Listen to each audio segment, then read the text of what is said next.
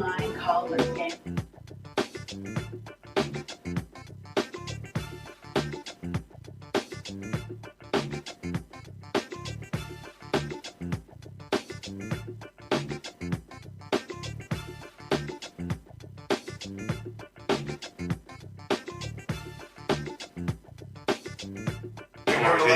Had all the people down.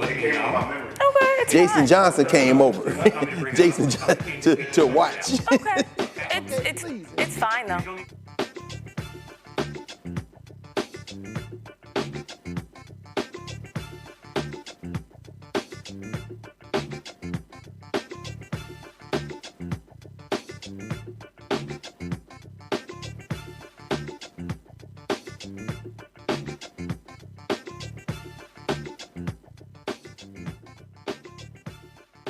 Hello, I'm Isaac Hayes III, founder and CEO of Fanbase, and I'm here with a very important message. We are at a turning point in the Black community where we must have equity in the apps we use that scale to billions of dollars. But this time, we own the infrastructure, we own the culture, and we shape the future. And Fanbase is the future. Fanbase combines the free functionality of Instagram, TikTok, and YouTube into an all-in-one platform built for the evolution of social media and monetization. With over 1.4 million users, that's real proof that we are shifting the conversation of tech ownership and equity for creators. So right now, I want you to go to startengine.com/fanbase and invest today. The minimum to invest is $399. That gets you 60 shares of stock in Fanbase at $665 a share. This marks a turning point in Black ownership of social media. If we don't take this opportunity to own social media right now, we will always be customers to our own creations. And that can't go on. So once again, go to startengine.com/fanbase and invest today. We must own the platforms where our voices live, our stories matter, and where our culture drives the world. Thank you. Folks, Black Star Network is here. I'm real revolutionary right now. Support this man, Black Media. He makes sure that our stories are told. Thank you for being the voice of Black America, Roland. Stay Black. I love y'all. All momentum we have now, we have to keep this going. The video looks phenomenal. See, this difference between Black Star Network and Black-owned media and something like CNN. You can't be Black-owned media and be scared. It's time to be smart. Bring your eyeballs home. You dig?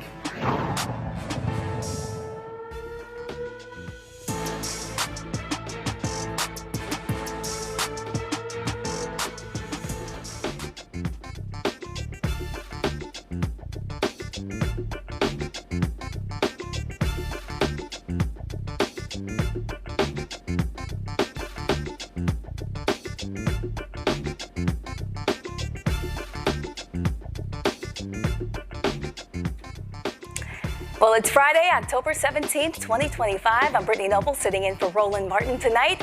Here's what's coming up on Roland Martin Unfiltered, streaming live on the Black Star Network.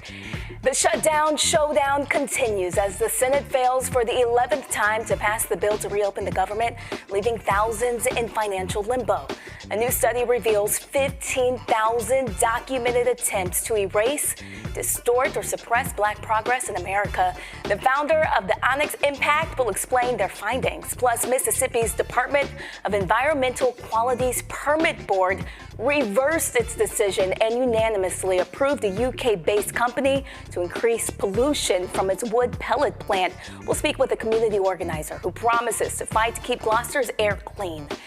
And Wake Forest University names a residence hall in honor of two Black distinguished alums with deep ties to the University and Winston-Salem. And we'll have highlights from the Chris Tucker Foundation Celebrity Golf Tournament. It's time to bring the funk on Roland Martin Unfiltered, streaming live on the Black Star Network. Let's go. He's got it. Whatever the miss, he's on it. Whatever it is, he's got the scoop, the fact, the find. And when it breaks, he's right on time and it's rolling.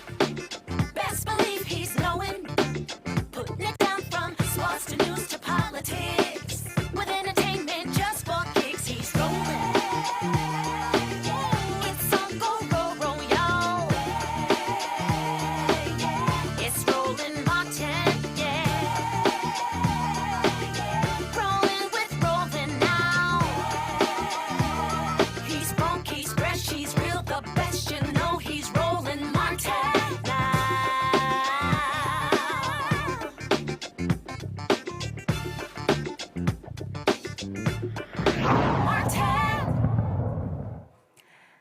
Well, it's day 17 of the government shutdown and still no deal in sight. This is now the third longest shutdown in modern U.S. history. After the Senate failed to break the stalemate for the 11th time, Majority Leader John Thune sent lawmakers home until Monday. Meanwhile, thousands of federal workers are furloughed and waiting for a paycheck now. The standoff boils down to a fight over health care tax credits. No surprise, Speaker Mike Johnson blames Democrats for blocking a deal. If you're keeping count at home, we're on day 17 of the shutdown. The Democrats have now voted for the 11th time to keep the government closed. 11 times now. They've refused to just do their basic job, get the government going again, making sure that federal employees are paid, that our troops are paid, Border Patrol agents, TSA agents, air traffic controllers, and everyone else who relies upon the vital services of our federal government. They're being denied that because Democrats in Congress are playing games. And right now, to add insult to injury, if you're paying attention at home, you also need to make note of this. Yesterday, the Senate Democrats took it a step further. They rejected a standalone bill to fund our nation's defense and pay our troops. They voted it down. Now, why is that so noteworthy? Well, the bill was passed out of committee in the Senate with broad bipartisan support. And yet, the Democrats still engaged in a stunt on the floor, and they rejected it. So now they are on record specifically and exclusively to block the paychecks of the troops, to block the funding of our national defense in a very dangerous moment in world history. It is absurd to us. Leader Thune said this on the floor, on the Senate floor after that vote. He said, quote, "That one vote demonstrates just how fundamentally disinterested Democrats are in supporting our troops and providing for our common defense." Yes, that is exactly what we saw. And I suspect if they were here today and it was on the floor, they'd do it once again. Now, the House is still not even scheduled to come back yet. House Minority Leader Hakeem Jeffries counters, saying most Democrats won't accept a deal that doesn't include meaningful health care provisions, but they remain open to negotiation. We look forward to sitting down with anyone, anytime, any place, either here at the Capitol or back at the White House, to reopen the government, to enact a spending agreement that actually makes life better for the American people, while also addressing decisively the Republican health care crisis that continues to hurt everyday Americans all across the country. Every day that goes by, there are people throughout America receiving notices that their health care premiums, copays, and deductibles are about to skyrocket. In the district in upstate New York, the North Country, currently represented by Elise Stefanik, there are couples who currently pay about $2,000 per year for their health insurance premiums because they benefit from Affordable Care Act tax credits. When those credits go away, that same couple will now pay more than $20,000 a year. They cannot afford that. These are working class Americans living paycheck to paycheck, struggling to get by, can barely survive, yet alone thrive. In this country, and this is the wealthiest country in the history of the world. So House and Senate Democrats are going to continue to hold firm as it relates to a basic common sense position that when we enact spending bills, we should be helping the American people, not hurting them. And so we will not support a partisan Republican spending bill that continues to gut the health care of the American people.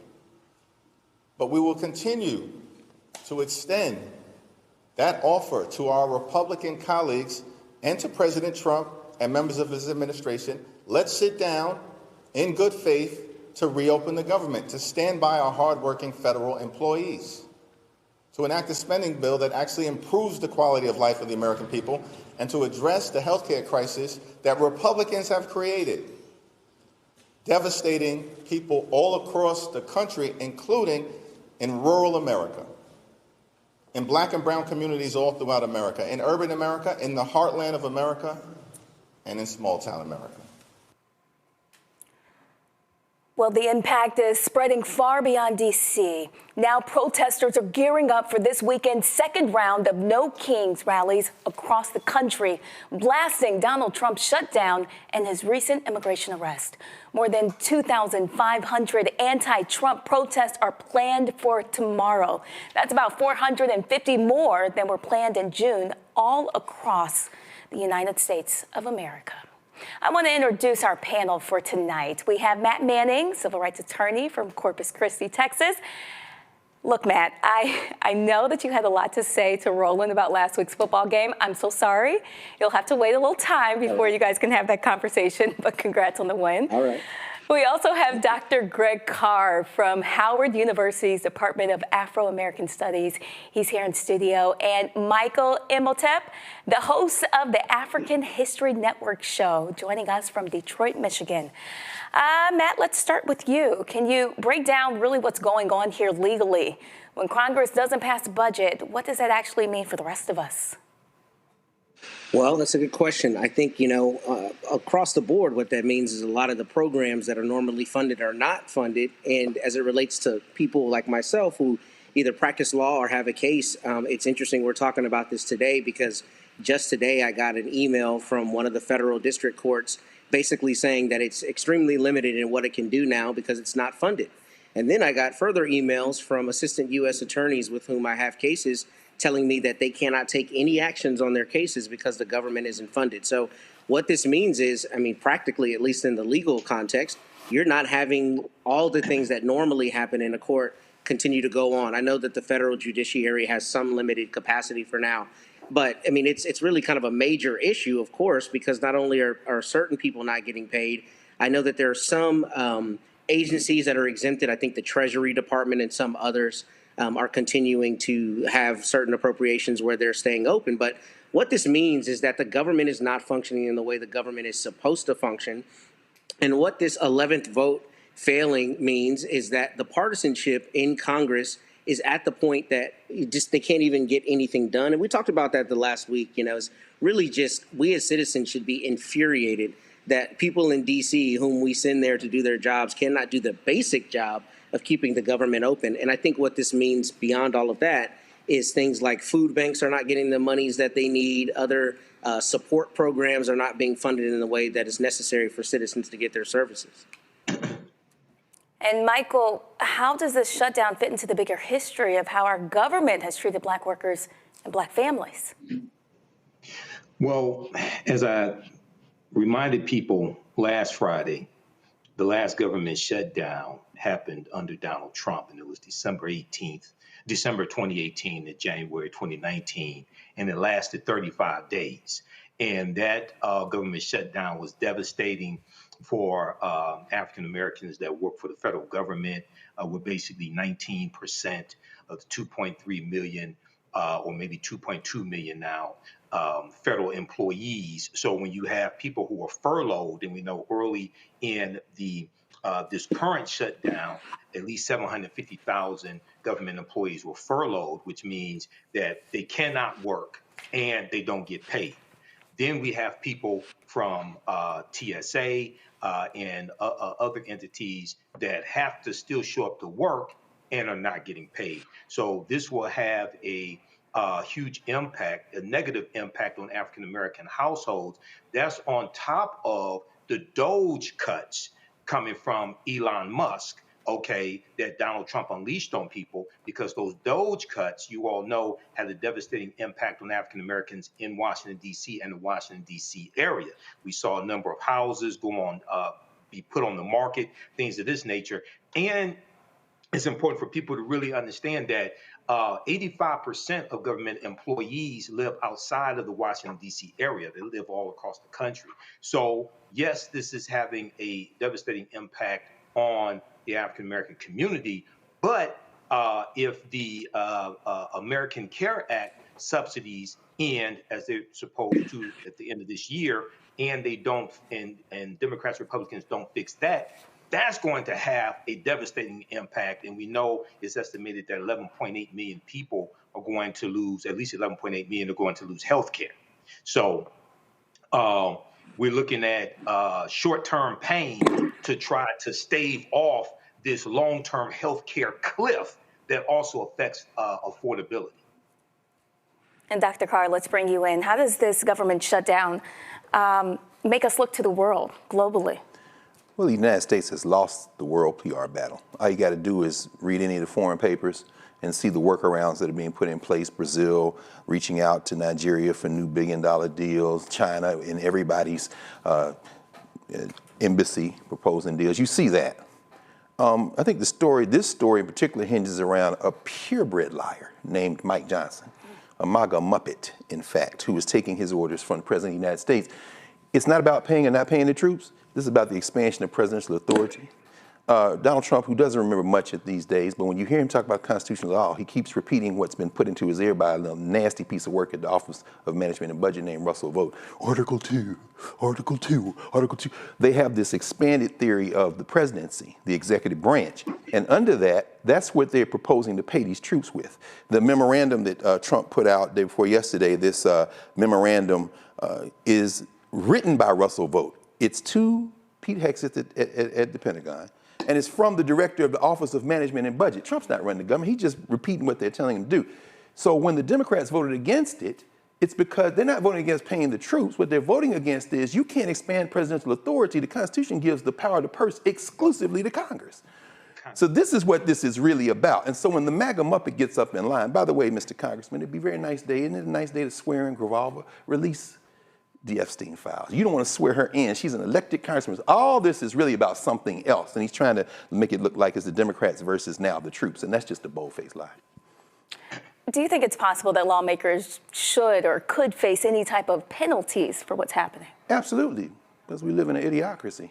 People will actually listen to that fool and think that's what's happening. And so they'll say, why are y'all against the troops? So they could absolutely face Bo Black. And that's why I hope that the Democrats in the Senate voted to advance this, because they're afraid of blowback and not because they don't understand that this is about something very different. It's about expanding this presidency beyond the scope that has ever been seen in this country. Matt, I want to ask you, how does this shutdown, how does it impact our courts, housing and other civil rights cases? Can you talk to us in detail about some of those cases? Yeah, and that's a great question. I actually don't know the answer. I mean, I think what's going to happen, like I was saying, is a couple hours before we came on the air, I got an email from the Northern District of Texas, and they indicated there that the court is going to continue to hear things. So I think especially with criminal matters, the court will still be open. But as it relates to what even lawyers for the United States are able to do, it's severely limited. Like I mentioned, I have a couple cases right now against the United States where the government is a defendant, and the attorneys reached out to me weeks ago and said, hey, we're not going to have money to do our jobs. We don't have support staff. If you file something, I can't respond to it. So I've got to ask that the court stays the case. And, you know, we already have a DOJ that is not enforcing civil rights laws. In fact, is trying to find a way to flip the script and enforce them for white people, right? But what this means is anybody who is required to have the government plead their case, maybe somebody, for instance, who is a victim in a criminal case and they have immigration matters incidental to their involvement as a witness in a criminal case. I mean, it may be that they're not having a visa processed, that they're not being protected the same way. Any incidental hearings to their safety are not being held, or maybe being held in a longer time frame than they're supposed to. So I don't know the answer on the ground on what that's going to affect, but I will tell you my own practice, it's already been affected because my cases are on hold because the United States cannot pay the lawyers that represents it. And to everyone, what are you guys hearing from people about how they're getting by while still waiting for Congress to act? Who's that question for? Anyone. I mean, really, what does the shutdown mean for the single mom working for the federal government or the family waiting for benefits to come through? How are they getting by? Probably relying upon family. I have not seen, so I'm here in Detroit, okay? And I have a large social media platform, but I have it, but the overwhelming majority of the responses I've seen on social media is from African Americans is that they support the government shutdown. Now, as far as government employees, things like that, they're probably, relying upon family, tapping into what little savings they have. I haven't seen I remember in the last government shutdown, people having to call off from work, like working for the TSA. They couldn't afford gas to go back and forth to work, things like that. So I think as this goes on, you'll hear more stories like that. People are trying to pay for childcare, can't pay for childcare, et cetera. But I haven't had people, and I know government employees, I haven't had people tell me about it now. I know congressional staffers. It's hard for them, but it hasn't gotten to the point where it was during the 35-day government shutdown. From what I'm hearing. Yeah, I think that's true, but I also think that there are, we know this because we're in the area. There are two kind of broad categories for federal workers. That's really impacting us. You got those folk who are there for whom maybe this is a second job. They've been military, they retired, they came back. They're kind of in a position. Some of them are talking about retirement if they've been in federal government 20, 30 years. Then they're the group that just came in 5 years, maybe at max. They're looking for jobs.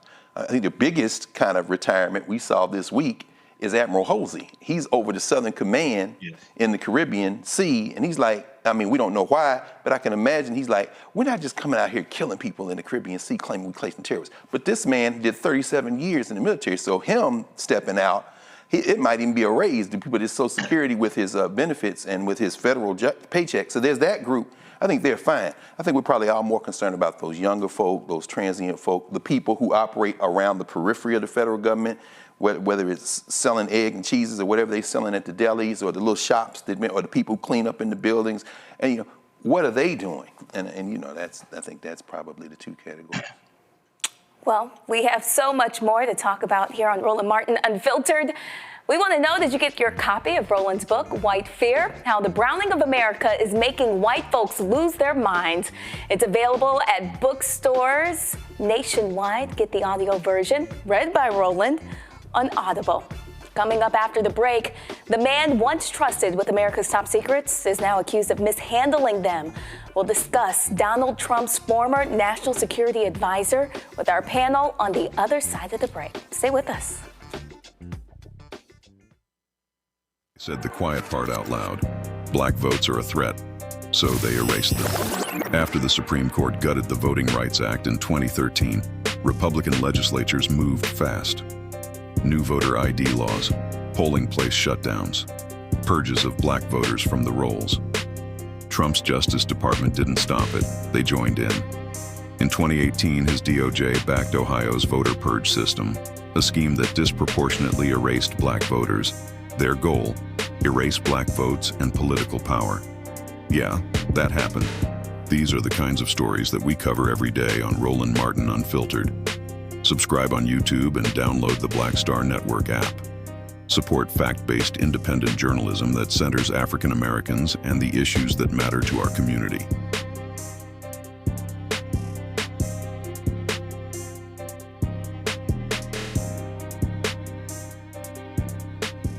How you doing? My name is Mark Carey, and you're watching Roland Martin Unfiltered. Deep into it, like pasteurized milk without the 2%. We getting deep. You want to turn that shit off? We're doing an interview, motherfucker.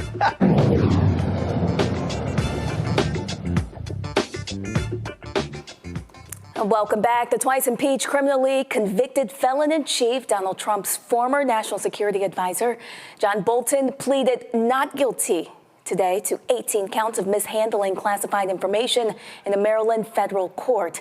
Prosecutors allege that Bolton emailed over 1,000 pages of sensitive material, including top secret national security details to family members, and kept classified documents at his home. Bolton, a frequent critic of Trump since he left the administration, claims that he is being targeted as part of Trump's campaign to intimidate his opponent. His attorney argues that the facts of the case were investigated years ago and that Bolton did not act unlawfully.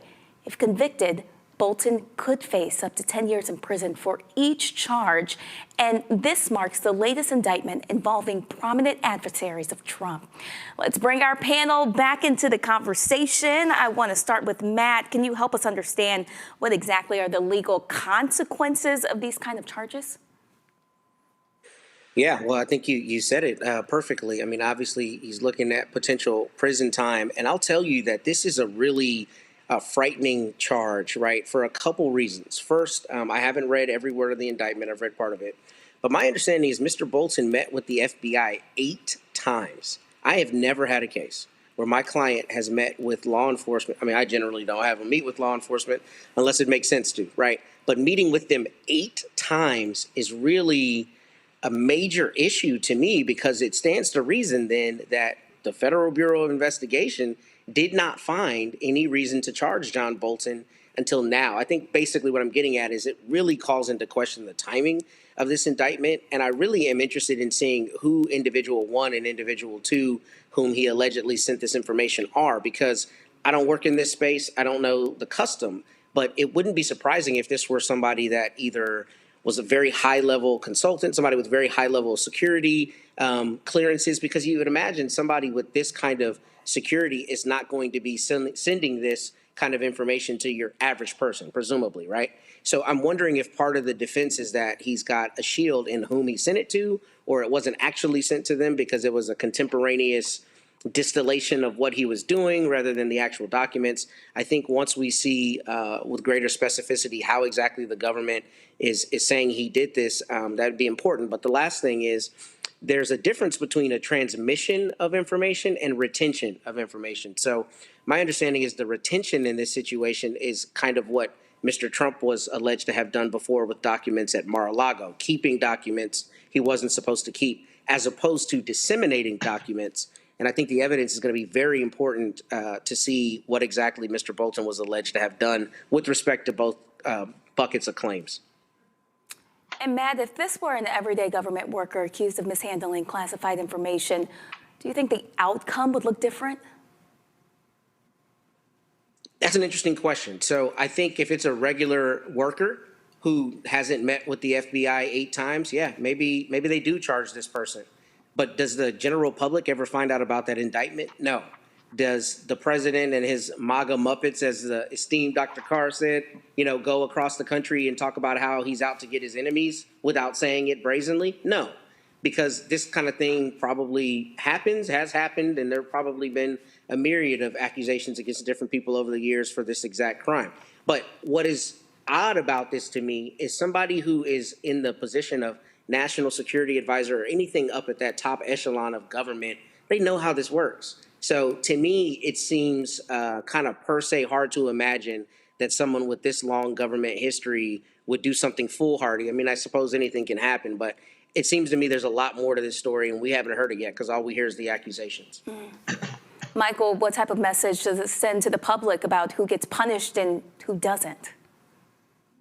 Well, the message that it sends is that Donald Trump is carrying out his enemies list, and he's fulfilling a campaign promise. So he's went after Letitia James. He's went after James Comey, indicted, going after John Bolton. And this is somebody, who served in the previous Trump administration as his national security advisor, but has been a virulent critic of Donald Trump. So he's getting this backlash. This indictment on 18 counts of violation of the Espionage Act, it does follow like a traditional investigation and prosecution, but it still has a stench of retribution. Okay, so we'll have to see how this plays out. We do know that this was investigated under the Biden administration, and charges were not brought. So we'll see what happens with this. But at the same time, to echo Matt, somebody who is John Bolton, somebody who is such a former national security advisor, someone who understands how to handle classified documents. I would be surprised if he was like this careless if all of these allegations prove to be true in court. And Dr. Carr, from a national security standpoint, how serious is it when a former advisor is accused of mishandling classified documents? It's very serious. Of course, this is very unserious. Like Mike said, this ain't a murder retribution attempt. As Mike said, remember John Bolton published his memoir, The Room Where It Happened. And let me be very clear, John Bolton is an open enemy to our common humanity. He's a warmonger. This isn't about that. We have to separate those two things. Trump and them launched an investigation of him in 2020. But you know what stopped him was we did. He lost the election. Biden and them, as Mike said, went through and said there's nothing here. So they're bringing that back again. And as Matt said, I mean, he was not charged with obstruction. He's charged with transmission, which is, that's very serious. You would think nobody should be transmitting things over social media. Wait, the Secretary of Defense. So I guess if you're Pete Hegseth on Signal, it's okay. But if you're John Bolton, somehow it's not. And obstruction, of course Trump wasn't giving that stuff up in Mar-a-Lago in his bathroom. And if you're him, the Supreme Court has given him a pass. This is not a serious thing. This is a retribution thing. And at the end of the day, this is probably going to have to be solved in the ballot box. I doubt very seriously the courts, however, are going to let him get away with this. I don't see him getting convicted. Well, coming up on Roland Martin Unfiltered, a new report is sounding the alarm about the growing effort to erase and distort Black history, health, and progress. We break it all down. The Blackout Report. That's next on Roland Martin Unfiltered.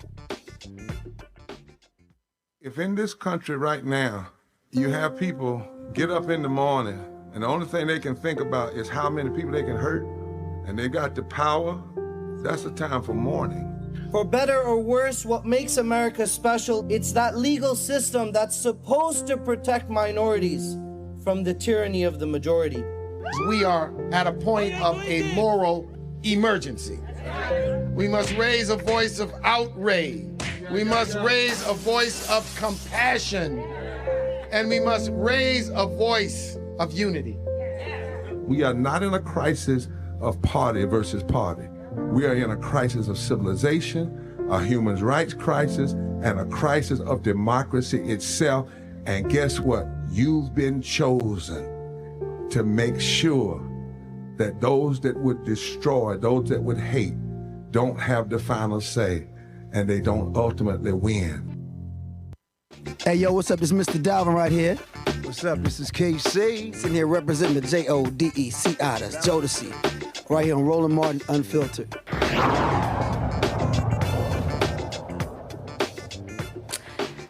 Well, a new report from Onyx Impact is sounding the alarm, saying there's a nationwide effort to erase and twist Black history, health education, and even our economic progress.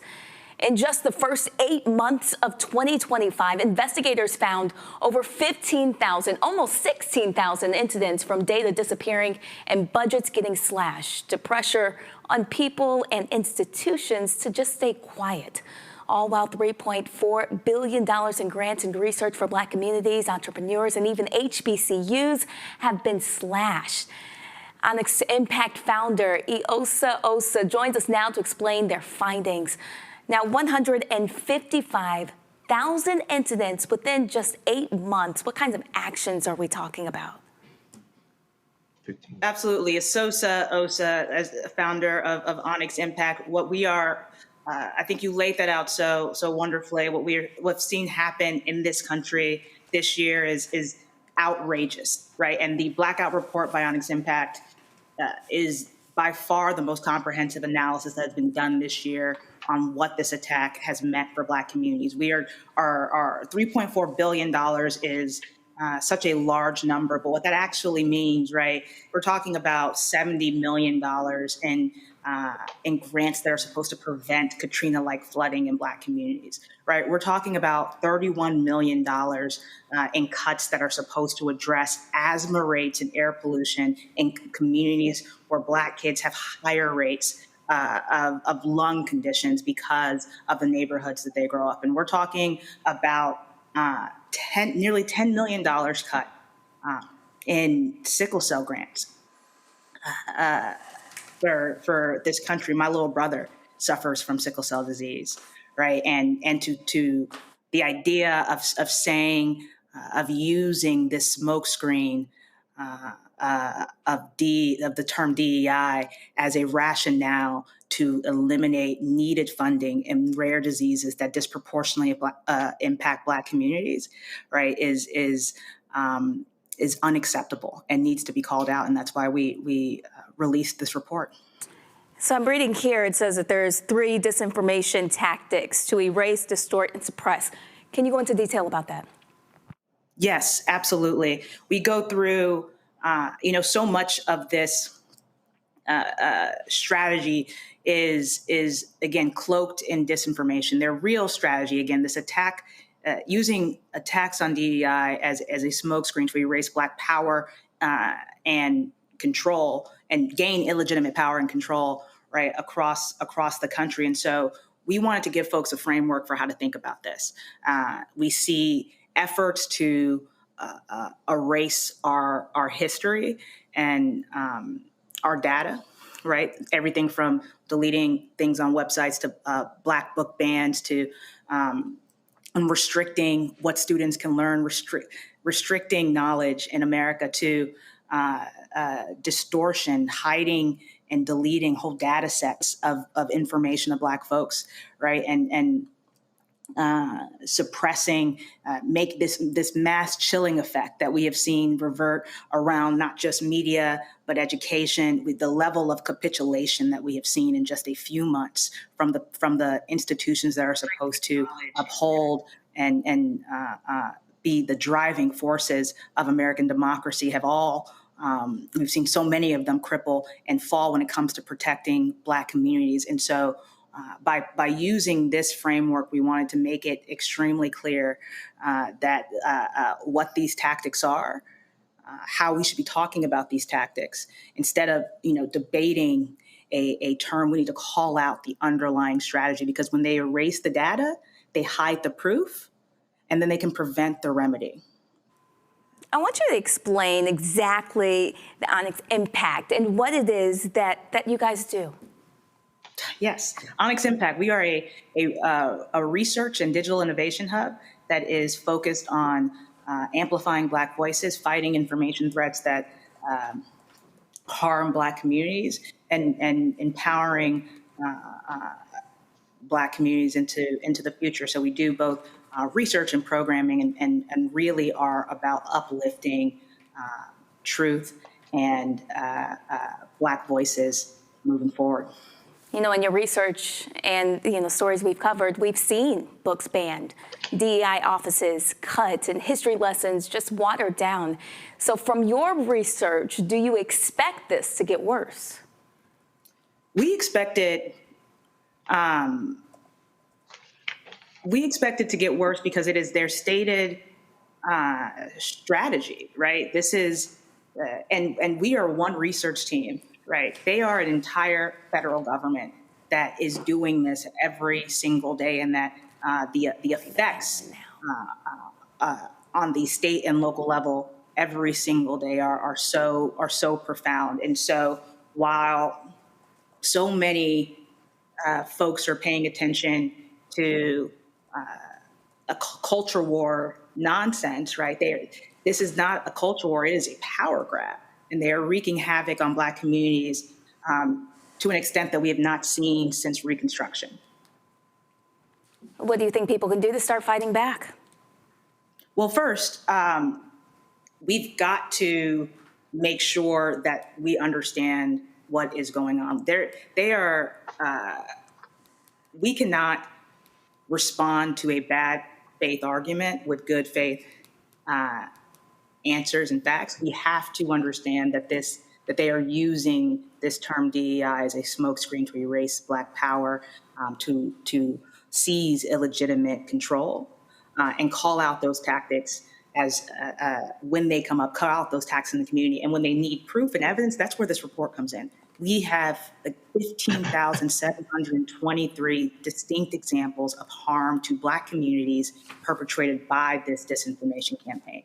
So folks can use this report, understand the tactics, submit more evidence via the website blackoutreport.org, and make sure that they are speaking out in their communities to push back against this, not just the rise of authoritarianism, but how it is affecting Black communities specifically, how it is affecting our jobs, our wealth, our opportunity, right? This is not just about rewriting the past. It is about shaping who has power, who has resources and visibility in not just America today, but into the future.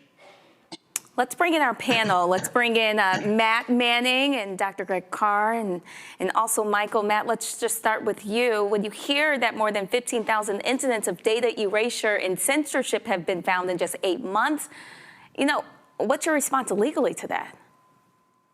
I mean, my response to that is it's abhorrent that you're trying to remove history and such an important history here in the United States. But what I wanted to ask Isosa that I think is really a brilliant thing. I saw your methodology. It makes perfect sense to me. But I'm interested in seeing what you think that means for a larger kind of phenomenon outside of the things that are not represented in your data set. And the reason I'm asking is on the local level where I live, they've been fighting book bans forever.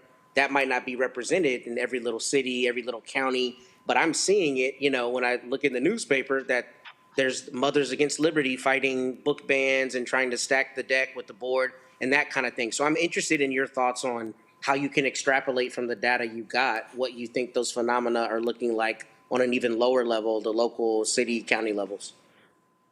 Yes, absolutely. I think, we included as much state and local data as we could, but knowing that so much is dependent on what is reported and right. whether or not people recognize and understand what these tactics are, right? Because they are not going in there and saying, "Hey, we would like to remove all the books by Black authors." Correct. But that is what is the result of these actions. And think about what the real fear has to be to decide that restricting knowledge about Black history is the best way to educate our children, right? What is that going to mean and look like? And so I think when we extrapolate this onto the state and local level, what we see is it actually being able to happen more quickly, right? And to your point, taking strategies we've seen happen for a very long time that just get hyper fueled by a broader federal administration, right? That is pushing, being such large proponents of these actions. If you'd indulge, can I ask one more question? Of course. Okay, sorry. Very quickly. So is your data something that can be searchable by state or by locality so that people can see precisely what kind of grants you found were applied for, other things in their specific area and try to push back? So some of the data is definitely searchable by state. You can, when you go to blackoutreport.org or you can go to our website onyximpact.org, it'll take you straight to the report. There are plenty of links to the actual data set where we break all of this down. And so the grant cuts and things, absolutely, you can see exactly where those are in the database. But broader general book bans, things that are not necessarily state specific, will not have a specific state next to it. But we're trying to provide as much data as possible. Even though thank you. Apparently only one side is. Dr. Carr, what's your response to the report? Oh, thank you for that, Brittany, and it's good to see you again, Sister Sosa. Thank you for the work that you all are doing. Of the two areas, the data, of course, probably should be, as you walking, explaining this, probably the most concerning. We saw that they got rid of the sister, Carla Hayden, who headed the Library of Congress, replaced her with a hack, Todd Blanche. I think that's Trump's lawyer, the one that went down and met with Maxwell. But Library of Congress controls the Copyright Office. I've had a lot of colleagues being concerned about AI and them now having access to that and training AI on data that they can just maybe figure out how to get access to in the Library of Congress. In your report, and here's where my question comes, I thought it was very astute in the what's next section, raise public awareness, which of course you're doing right now, identify and report when you see these things, kind of following what Matt was raising in terms of if you see it, report. And y'all have got a nice mechanism for reporting there to Onyx. And those accountability standards, I thought was very important. Hold this mass news commercial media responsible. I want to ask you about how we can fight back by continuing to do what we've always done in terms of supporting our institutions, our HBCUs, our community, gathering our community stories, not so much protecting the data, but kind of doing what we did during segregation. You know, when you think about Black History Month, the black K-12 schools did it all the time. We saw Mackenzie Scott gave $63 million today to Morgan State and to the Black Preservation Trust to kind of support that. And the University of Virginia became the 5th school today to tell Trump, we're not signing a compact, my friend.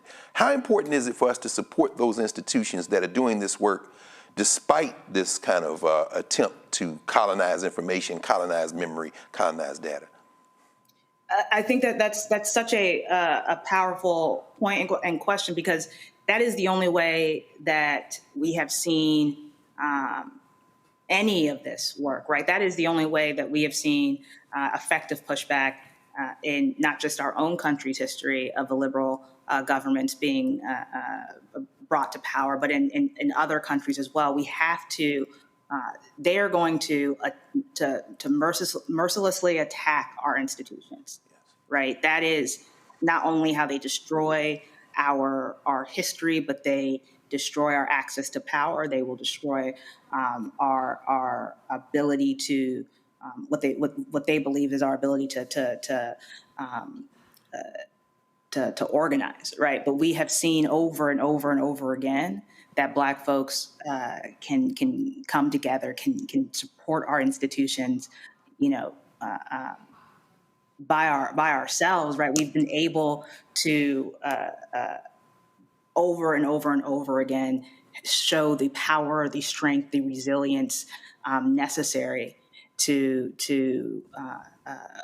push back in a very successful manner. And so regardless of how many books Black authors they ban, regardless of how many data sets they delete, like they erase, Black excellence is unerasable. That's right. Yes, ma'am. Well, Roland Martin Unfiltered will be right back here on the Black Star Network.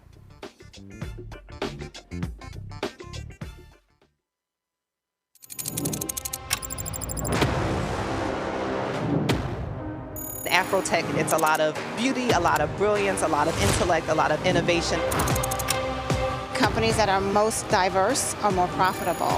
We're getting culture, we're getting community, we're getting the best of the best. And not only are we here to greet each other, but we're here to network and to elevate each other. Everybody from all the major tech companies here, and that means that now everybody's in the same domain.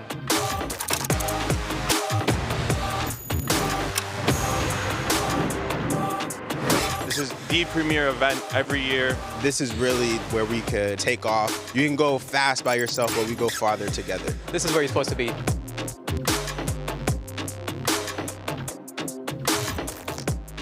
Next on the Black Table with me, Greg Calkin. Why the America we live in today is not what the founders intended or what they outlined in the Declaration of Independence and even the Constitution.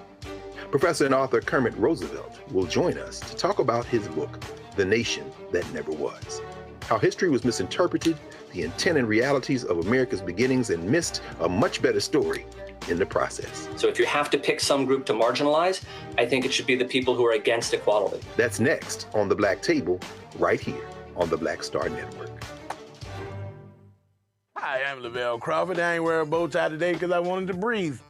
And you're watching Roland Martin Unfiltered.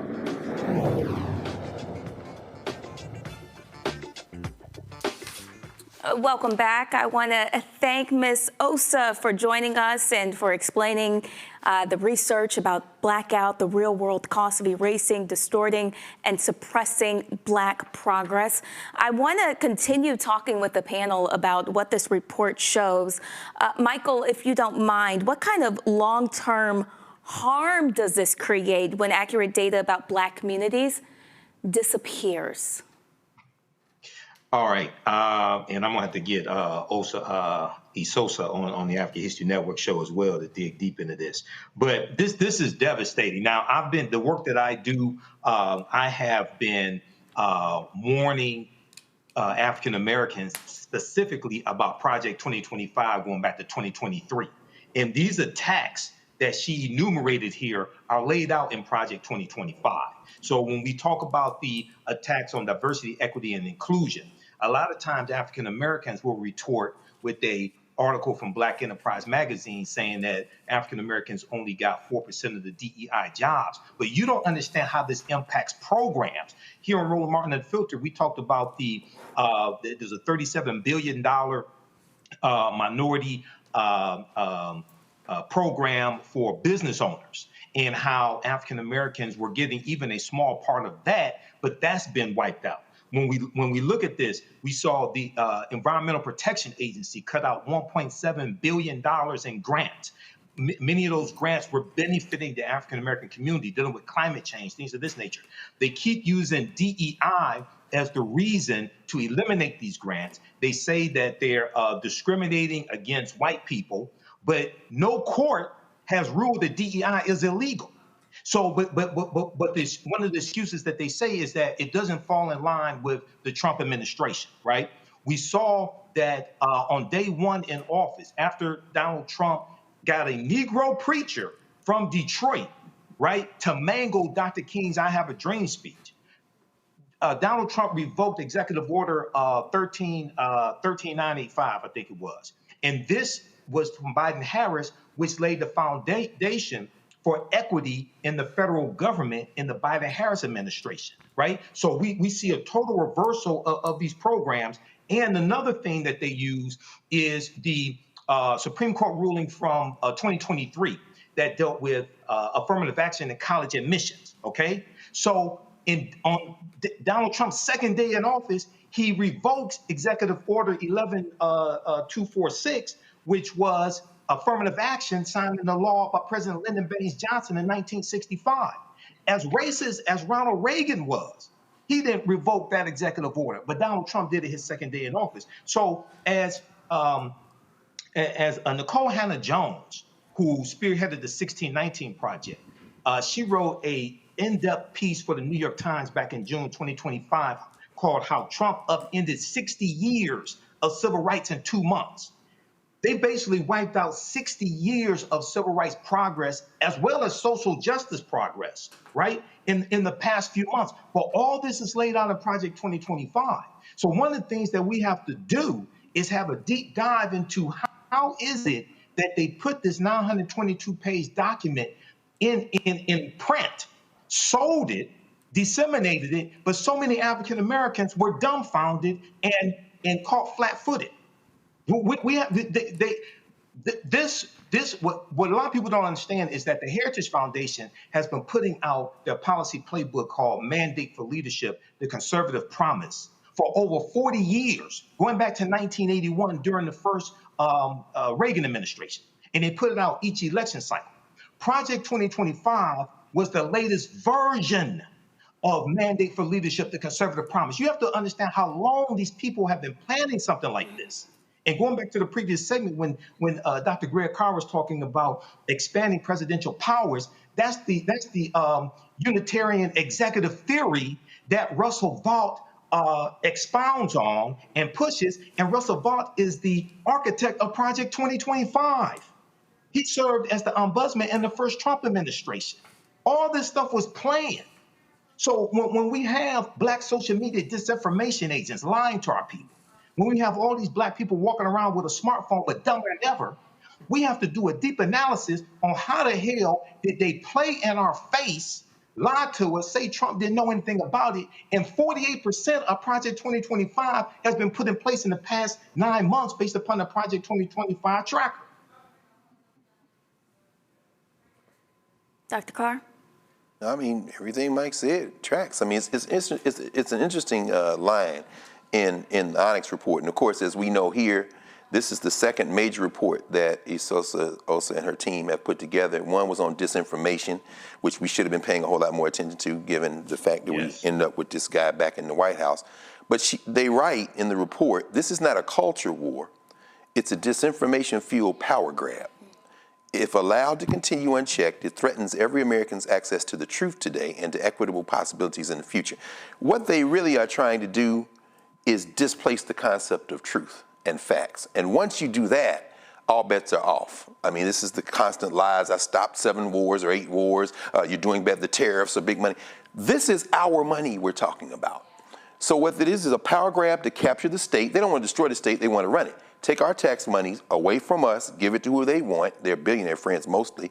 And then when we want to do something for ourselves, remember the sisters in the Fearless Fund? The Fearless Fund was giving out money. They went to court, sued them. They settled before they could finish.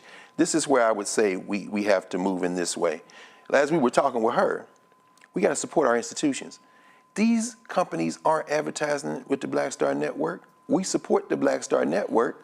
We continue to fight that truth.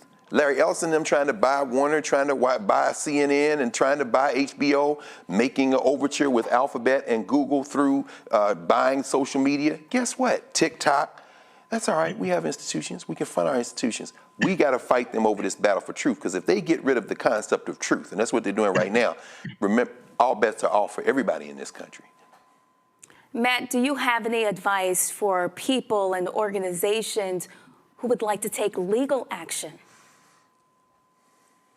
Yes, an interesting question. So let me first say that I'm so glad Doc mentioned about truth and the loss of truth, because that's been one of my big concerns with AI. And I think that AI and just our general loss of understanding and what is truthful and what is not is just going to be exacerbated as we go forward. So one of the things I would say outside of the legal realm is just be discerning, critically, think critically about what you're seeing and whether that information actually tracks, and vet it. And I guess to that second, your actual question, I don't know. I don't know first what the Supreme Court's going to do, because the Supreme Court is just rubber stamping everything we see come out of the White House these days, and that's extremely problematic, right? And I say, if you were to bring an equal protection claim or some claim predicated on the idea that people in certain communities that are non-white have the same access to government funds, like Dr. Carr said, that's our money, right? Our money that should be going to asthma programs or sickle cell programs, and especially sickle cell, because as the Onyx report indicated, 90% of the people affected by the loss of money are Black people. So that is functionally taking away money from Black people as a discrete group, right? And if you compared that to maybe Jewish people or people that carry other genes that are highly prevalent in their particular ethnic group, if those maladies, like the BRCA gene, for instance, are funded fully, then you might have a 14th Amendment claim where you say, as a Black person with sickle cell, I'm being divested of my opportunity to seek government funds that affect my ability to be healthy. I think there's going to obviously be a lot of different permutations, but I can envision it that way, because what it comes down to is we should be able to be fully present and fully active in the society and take benefit of all the things that are supposed to be there for us to avail ourselves of. And if this government is actively, taking away money from Black people and programs that not only environmentally and incidentally affect Black people, but like sickle cell, affect us 90%, then that is proof positive that they're intending to give us a different ability to participate as citizens than other groups of people. And I think there may be a legal basis there, but that's all predicated on the federal appellate courts, the Supreme Court doing the right thing and finding that this is discriminatory. And I don't know that we can trust them these days to do that. Well, Matt and Michael, Dr. Carr, thank you so much for your conversation. Listen, we need your support to continue doing the work that we're doing here on Roland Martin Unfiltered, sharing news that impacts Black America. You can send in your donation via Cash App using the QR code that we have. We will get that on the screen. There it is right there. PayPal is R Martin Unfiltered. Venmo is R Martin Unfiltered. If you use Zelle, send Roland a gift to roland@rolandsmartin.com. Make checks and money orders payable to Roland Martin Unfiltered, P.O. Box 57196, Washington, D.C. 20037 0196. Hatred on the streets, a horrific scene, a white nationalist rally that descended into deadly violence. You will not white people are losing their damn minds. As an angry pro-Trump mob storms the U.S. Capitol, we've seen We're about to see the rise of what I call white minority resistance. We have seen white folks in this country who simply cannot tolerate black folks voting. I think what we're seeing is the inevitable result of violent denial. This is part of American history. Every time that people of color have made progress, whether real or symbolic, there has been what Carol Anderson at Emory University calls white rage as a backlash. This is the rise of the Proud Boys and the Boogaloo Boys. America, there's going to be more of this. Here's all the Proud Boys, guys. This country is getting increasingly racist in its behaviors and its attitudes because of the fear of white people. The fear that they're taking our jobs, they're taking our resources, they're taking our women. This is white fear.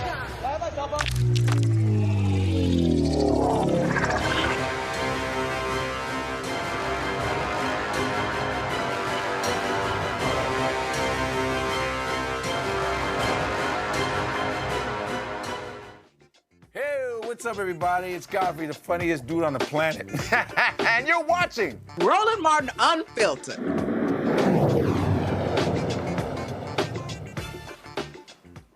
Well, Mississippi officials decide a UK company can release more emissions into the air. Many people in the hospitality state are calling this another example of environmental injustice. Crystal Martin from the Greater Greener Gloster Project will join us today, and she's telling us more about what she has found out there. On Wednesday, the Mississippi Department of Environmental Quality reversed its earlier decision and approve UK-based Drax request to request an increase emissions at its wood pellet plant in Gloster, Mississippi. It's located about 112 miles west of Hattiesburg.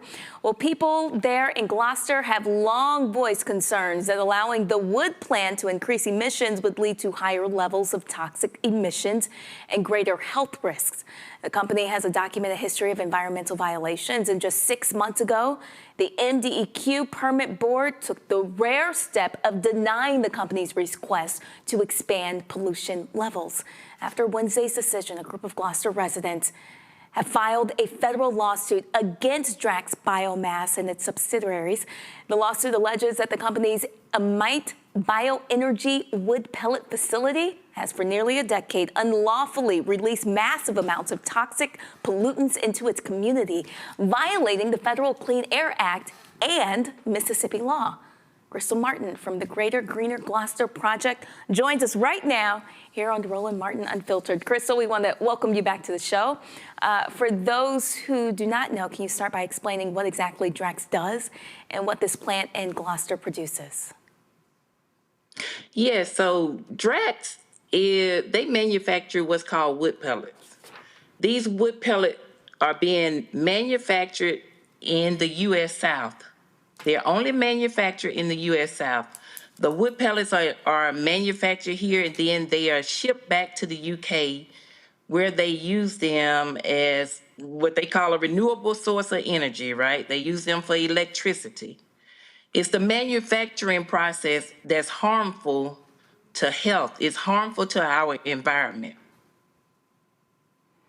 And tell us, what does it mean that Mississippi officials have now approved Drax's request to increase emissions? Wow, that's unheard of. 6 months ago, we were there with MDEQ. They made the decision to deny the permit, and we're trying to figure out what happened. Did something drastic happen 6 months down the road that made them reverse their decision? I've been sharing with my community, one of the things that I've seen is Drax has definitely done a PR marketing stunt, and they've been making sure that they announce how much money they invested into the state of Mississippi. Like every day on social media, they have been announcing the amount of money they put into the state, the amount of money they put into Amite County, the amount of money that they've invested into, they say they invested into 20 nonprofits right in Gloster, Mississippi. And so to me, it's been a way to say, like it's a tactic they've been using to say, we've already bought this decision. And tell us, do you know exactly what they're being allowed to release more of? So we have VOCs, particulate matter, PM 2.5. There's formaldehyde, acrolein, methanol, different hazardous air pollutants. And those hazardous air pollutants are causing harm to our health. A lot of breathing issues, upper respiratory issues. People in our community have died from lung cancer. People are living with type 3 lung disease, black lungs. So these hazardous pollutants are causing a lot of health concerns. Yes, ma'am. How did your organization, the Greater Greener Gloster Project, first get involved with this issue? We got involved years ago when we first saw that Drax was fined $2.5 million for emitting hazardous air pollution. As a result, there were a number of people in the community who were complaining about upper respiratory issues. We started with my mom being admitted to the hospital on multiple occasions for breathing issues. And she was wondering, could this be the reason why she was in and out of the hospital? So we just started to connect the dots and do research. We started meeting with the EPA Region 4, being educated on what was happening in our community. They were teaching us about the VOCs and the PM 2.5. They taught us a lot about the hazardous air pollutants. And we learned how those different pollutants were causing dizziness, nosebleeds, upper respiratory issues. So again, we just started connecting the dots, and from one conversation to the next conversation, we started to organize. We wanted to ask questions. We wanted to educate our community. And we wanted people to really make the best informed decision about what was happening to them. There's one family in the community where 4 people died within a matter of 3 or 4 months. That's not normal. And when you're in a small community and the conversation every day is about who has COPD and who's taking nebulizers and who's having asthma, you know, whose child is on a breathing machine, those conversations to me are not normal. And so we knew we needed to organize. We needed to make sure our community was aware of what's going on, and here we are today. Let's bring in our panel. Again, Matt, Michael, Dr. Carr. Dr. Carr, let's start with you. What comes to your mind when you hear about folks in Mississippi being sick by these pollutants released in the air? Well, it seems like same old story. Louisiana, Cancer Alley. We think about the work of Robert Bullard out of Texas Southern, environmental racism. This is what they do. And of course, now you combine that with capitalism, hard capitalism, make this money. You see the conflict. Dr. Martin and I've been sitting here enjoying this conversation between 2 SWAC sisters. I understand you are a 3-time graduate of Jackson State University. Not that you're going to hold that against her. Look, this is an Alcorn sister. Amen. Talking to you right now. Anyway, holding it down tonight. But Amen. This is what I'm saying. Y'all Mississippi, I'm loving this conversation because it does speak to this thing. We're so familiar with this. This is what happens to us. But I ask you, Dr. Martin, this question. Looking at the things you all are seeking in court, and I don't know the whole bench of the Southern District of Mississippi, but I think there are a couple of black folk who are going to be who sit on that court. Hopefully you'll get favorable judges. One of the things was compensate residents for property damages and fund remediation efforts. Could you talk a little bit more about that? And also maybe about the fact that in a town with less than 1,000 people, are some of these people employed by the company, and are they trying to use that as a point of entry to kind of create a wedge in the community? Thank you. So when you think about the property damage, we have daily dust in our community. I went into a meeting not too long ago, and there was a resident, a Caucasian resident, and she talked about she had to replace her roof because she had been incurring so much dust. But on top of dust all over the community, it's inside the people's homes, right? There, we also are seeing flooding from the holding ponds that's flooding one fence line community. And so for us, that's a nuisance. That's a problem. And if, you have to find whatever ways you can to attack this industry. And so if they are causing the people in the community to have to do upgrades to their homes, then that's property damage. Yes, ma'am. It lowers your property rate. Going back, thinking about the people who are employed, I've spoken to a number of people who used to work in that facility, and I was told they were hired through the temp agency. Wow. So how do you come to our community, a community of 80%, almost 80% Black people, and all you can offer us is an opportunity in that industry through the temp agency? That's a problem. Because they came to the community, promising good jobs, good paying jobs, but it's not a good paying job anytime you go through the temp agency and they take half of the money. On top of that, what about leadership opportunities in the industry? I would love to know if people who look like me have leadership opportunities in that industry. Yes. And I think they don't. Thank you. And another thing I can share, I think we saw this on their website. They employ about 60, maybe 70 employees, and about 10% come from Gloster. Wow. That's a problem. Matt, when you hear this, how can residents in this community respond? Is there any legal action they could take?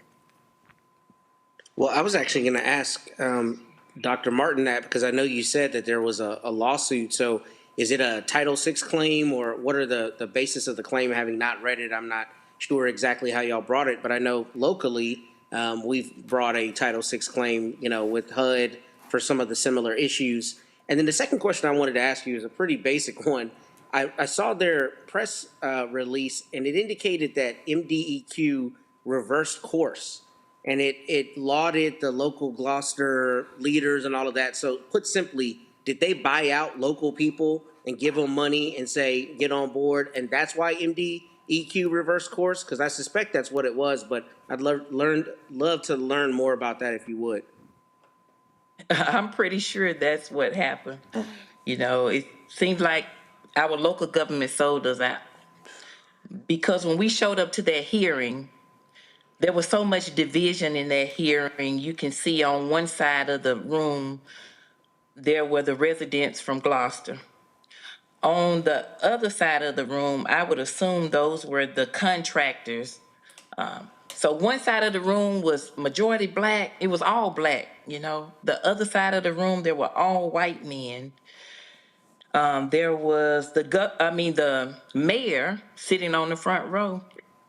And I think one day I looked up and saw the one of the town aldermen. And what was disheartening in all of that is when they made the announcement to reverse the decision, and it was no surprise to us. We kind of knew they were going to reverse that decision. But the mayor and, his cronies, they rejoiced. They rejoiced in that decision.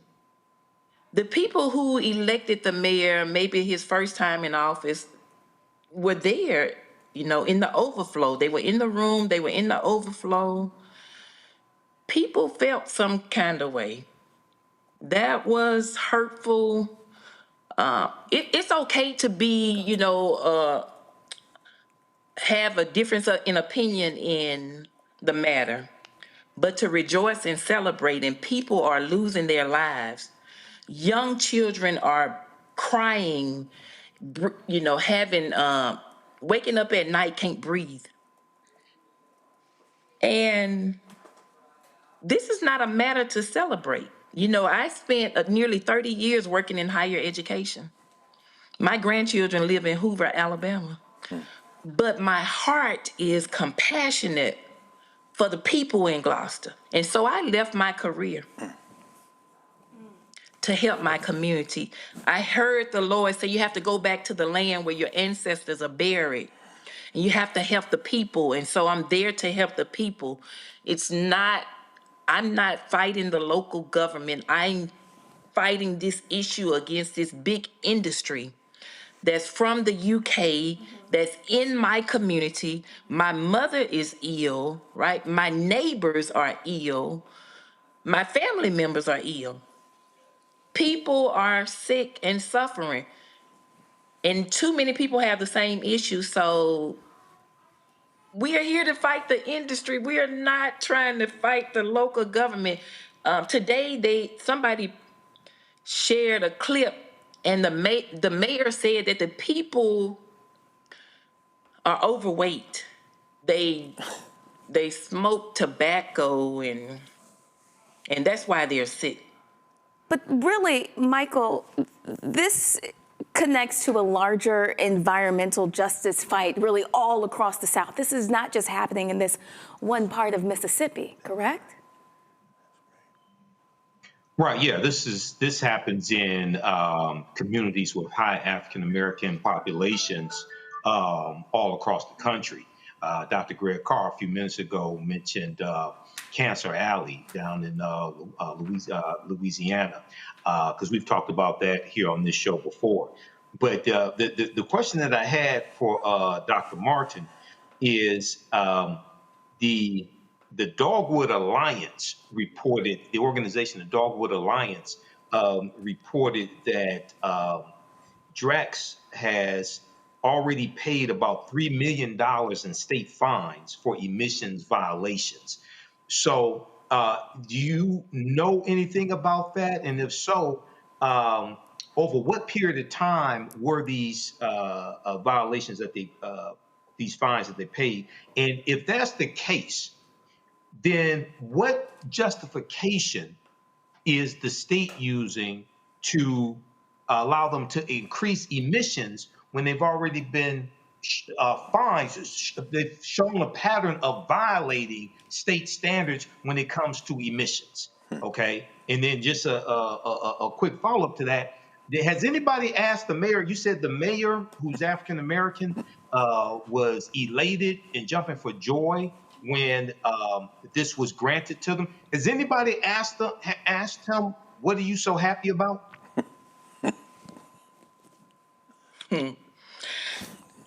You know, somebody did tell me they sent him a text message, and so maybe they asked what was he happy about. I have not asked that question.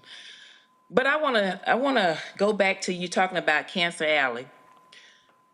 We discovered about 5 or 6 years ago the $2.5 million fine. And again, that came out through an article in the local newspaper. And as we started to work with the EPA Region 4, we began to learn more that there were more violations. So before there was a $2.5 million fine, there was also a $100,000 fine. And then most recently in like 2023, there was a $225,000 fine. Now, there are a whole lot of violations. Not all of them resulted in a fine. Some were for, emissions. They didn't report they didn't get their paperwork or whatever completed on time. So they have a number of violations, right? And as far back as I can tell, these violations started to occur maybe 1 to 2 years after operations. Now, as we work closely with the EPA, you talk about Cancer Alley. Do you know what they shared with us? When we logged into the EJ screening tool, we learned that Gloster is the new Cancer Alley. Jesus. Wow. We just happen to be a rural community in Mississippi, right? We're not in mainstream media. People are not talking about our issue, but we're the new Cancer Alley. Well, we're talking about it, and I want you to let me know exactly what's next for the Greater Greener Gloster project, and what can we do to support you? What's next is, we let Drax know we were not done fighting. We're going to continue to work with our attorneys. We were represented by Earth Justice, Mississippi Center for Justice, and ACLU. And they represented us on the permit side. But we also filed a lawsuit 2 days ago with being represented by Singleton and Schreiber.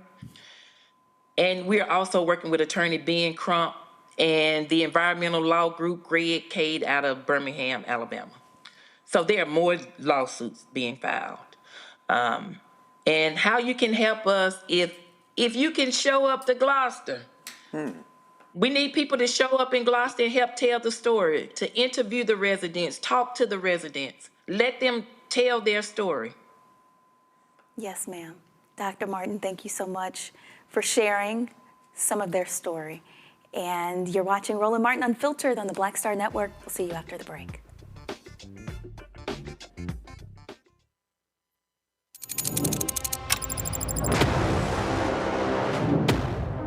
Afrotech, it's a lot of beauty, a lot of brilliance, a lot of intellect, a lot of innovation. Companies that are most diverse are more profitable. We're getting culture, we're getting community, we're getting the best of the best. And not only are we here to greet each other, but we're here to network and to elevate each other. Everybody from all the major tech companies here, and that means that now everybody's in the same domain.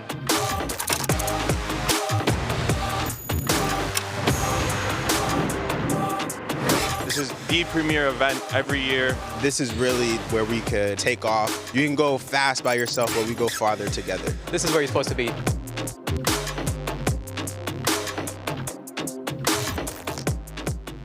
Next on the Black Table with me, Greg Carr. Why the America we live in today is not what the founders intended or what they outlined in the Declaration of Independence and even the Constitution. Professor and author Kermit Roosevelt will join us to talk about his book, The Nation That Never Was. How history was misinterpreted, the intent and realities of America's beginnings, and missed a much better story in the process. So if you have to pick some group to marginalize, I think it should be the people who are against equality. That's next on the Black Table, right here on the Black Star Network.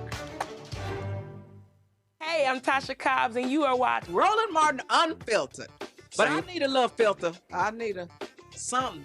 Blow me out. Make me look 35.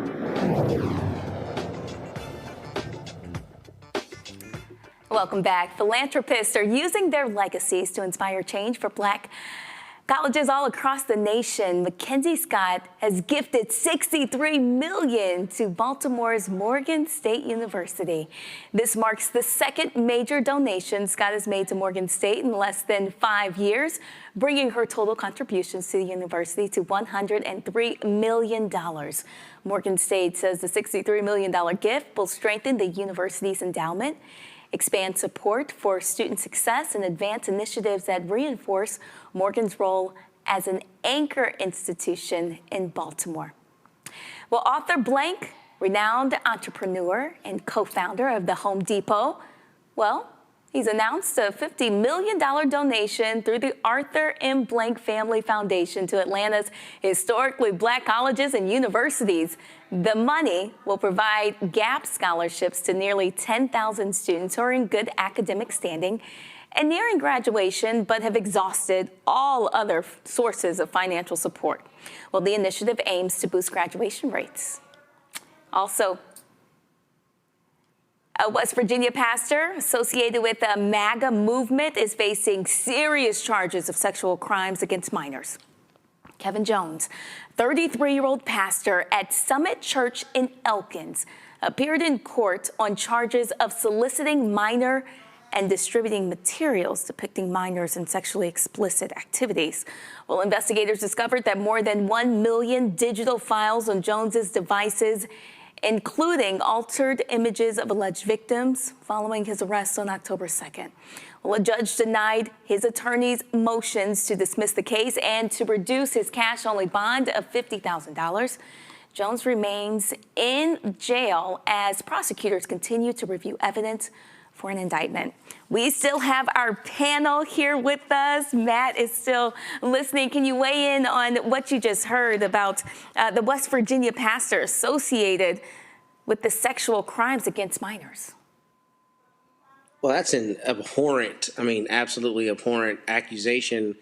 I am really surprised that his bond is only $50,000. That sounds very low. I'm not sure whether these are state charges or federal charges, but that seems to me to be uncommonly low, particularly with 1 million alleged images of such conduct. That's like an extraordinary amount, a lot more than I've heard in similar cases that I've dealt with as a prosecutor. So, it's a very surprising to me that it's a $50,000 bond. But I think what's interesting about this situation that I understand is that this was a big supporter of Charlie Kirk, or a person who spoke pretty full-throatedly about Charlie Kirk and his legacy. And, this is unfortunately for people who are supporters of Mr. Kirk and that ilk, this is proof positive that obviously a lot of people in that group of people are not good people.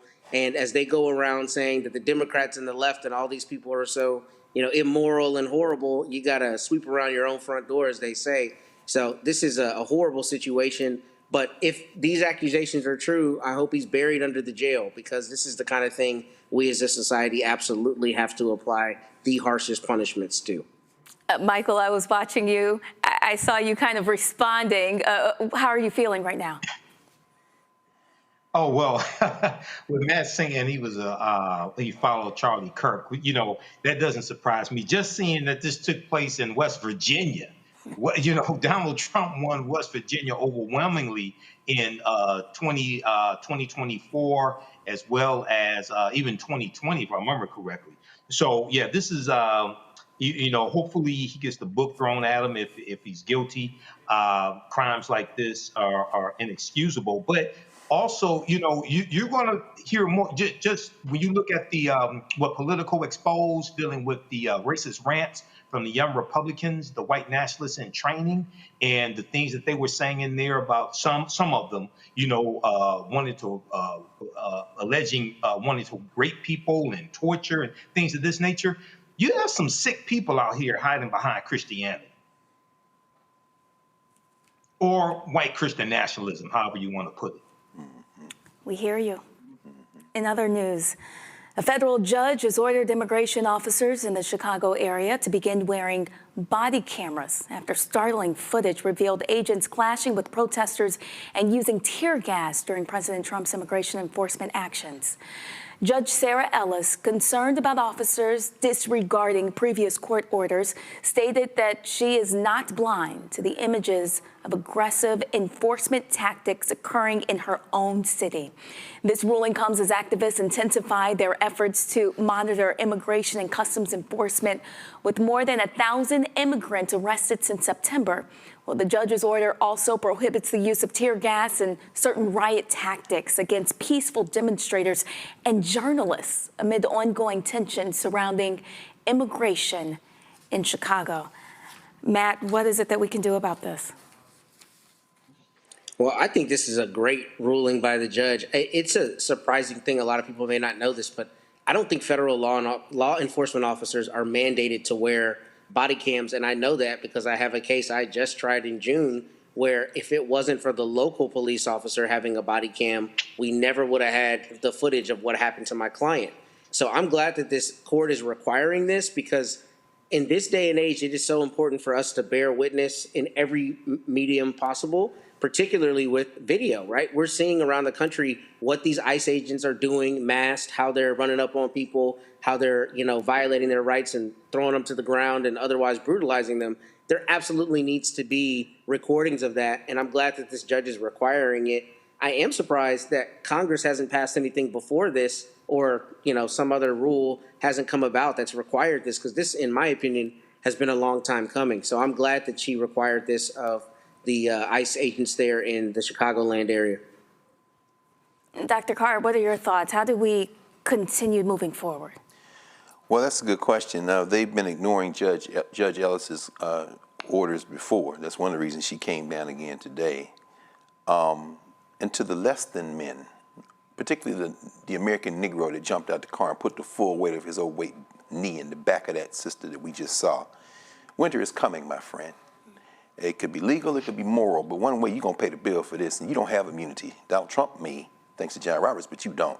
I think we have to move forward by doing exactly what we just saw. Police camera footage, sometimes they release it, sometimes they don't. Citizen camera footage, however, is why we're having this conversation. And we're able to talk about this in part because some brave soul pushed record on his or her cell phone and we saw the footage for ourselves. Chicago, these punks, these less than men and women who have been signing up to do this, we see them smashing cars in the streets. We see them running into cars and jumping out. But guess what? We see them. So police body camera, I agree with Matt. Do it. Got to do it. But let's not rely on that. When you see something going down, you whip out your camera. Because all of this is evidence for when the administrations change, when the government changes, and when you boys and girls going to get brought up on charges. And we're going to have this evidence because we took it, not the police. And Michael, what are your thoughts surrounding this? How does history impact our decisions now, and how do we use that to make decisions in the future? Well, I think this is a good ruling. Yes, they need to wear body cameras and have them actually recording. Yes, we need to keep recording as well. But also, you know, as I've talked about here on the show, and we have the No Kings rally coming up this weekend. This has to be backed up by targeted, sustained economic withdrawal strategies as well. You know, Dr. King taught us that we have to always anchor our external direct action with the power of economic withdrawal. So there has to be a concerted effort to target those corporations that help finance Republicans and put them in power, help finance Donald Trump. Two of them are Core Civic and Geo Group, two of the largest owner-operators of privatized prisons in the country that donated to Trump's campaign back in 2016. They donated to him as well as 2024, and they have lucrative contracts to house the migrants who are being arrested by ICE right now. Okay, so the same privatized prison companies that African Americans protested against are some of the same ones that have contracts to house these migrants today. So we have to understand that this all comes together, the mass protests, but also the targeted, sustained economic withdrawal strategies as well. Michael, thank you. Matt and Dr. Carr, we appreciate your thoughts. And Roland Martin Unfiltered will be right back here on the Black Star Network. Said the quiet part out loud. Black votes are a threat, so they erased them. After the Supreme Court gutted the Voting Rights Act in 2013, Republican legislatures moved fast. New voter ID laws, polling place shutdowns, purges of black voters from the rolls. Trump's Justice Department didn't stop it, they joined in. In 2018, his DOJ backed Ohio's voter purge system, a scheme that disproportionately erased black voters. Their goal, erase black votes and political power. Yeah, that happened. These are the kinds of stories that we cover every day on Roland Martin Unfiltered. Subscribe on YouTube and download the Black Star Network app. Support fact-based independent journalism that centers African Americans and the issues that matter to our community.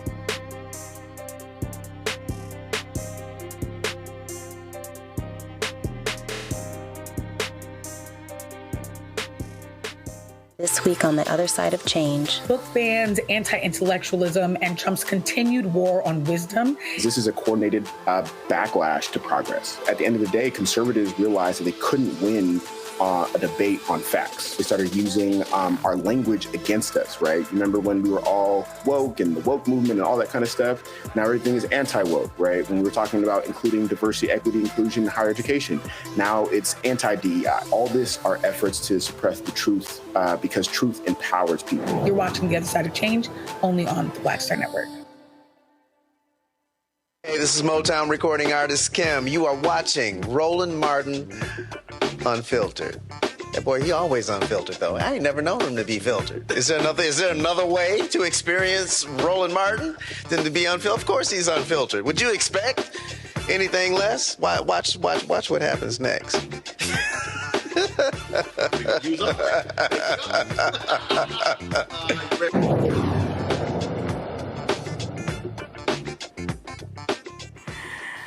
All right, Wake Forest University will name a residence hall in honor of Larry and Beth Hopkins, two trailblazing alumni with deep ties to both the university and the Winston-Salem community.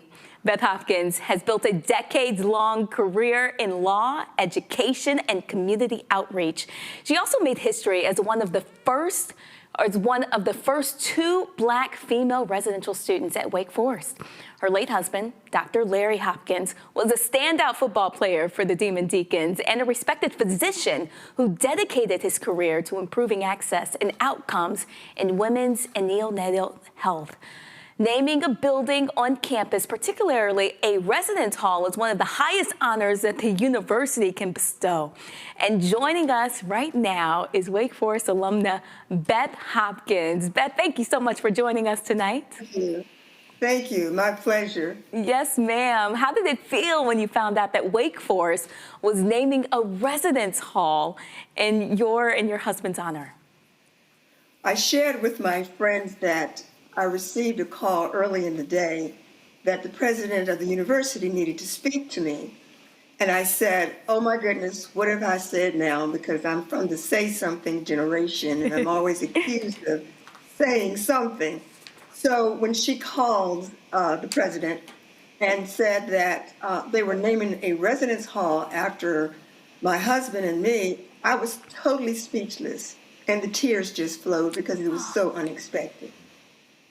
That's beautiful. Tell us more about that. What does this recognition mean to you and your family?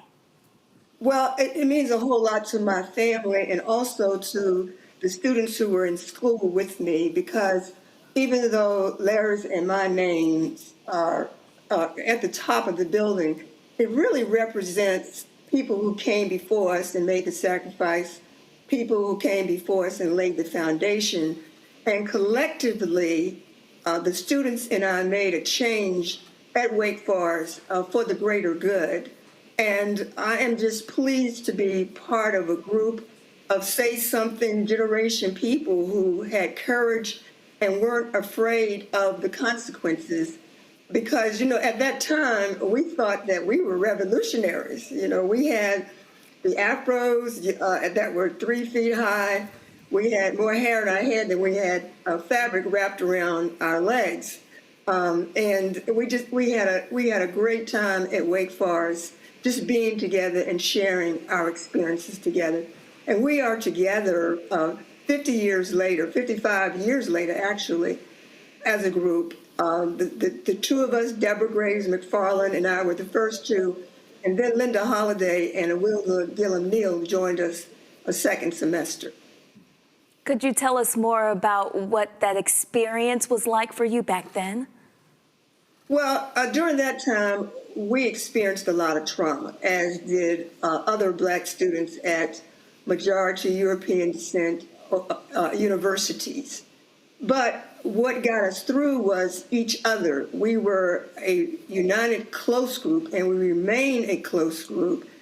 There were less than 20 of us on the campus in the early 70s, and we had a lounge called the Afro-American Lounge.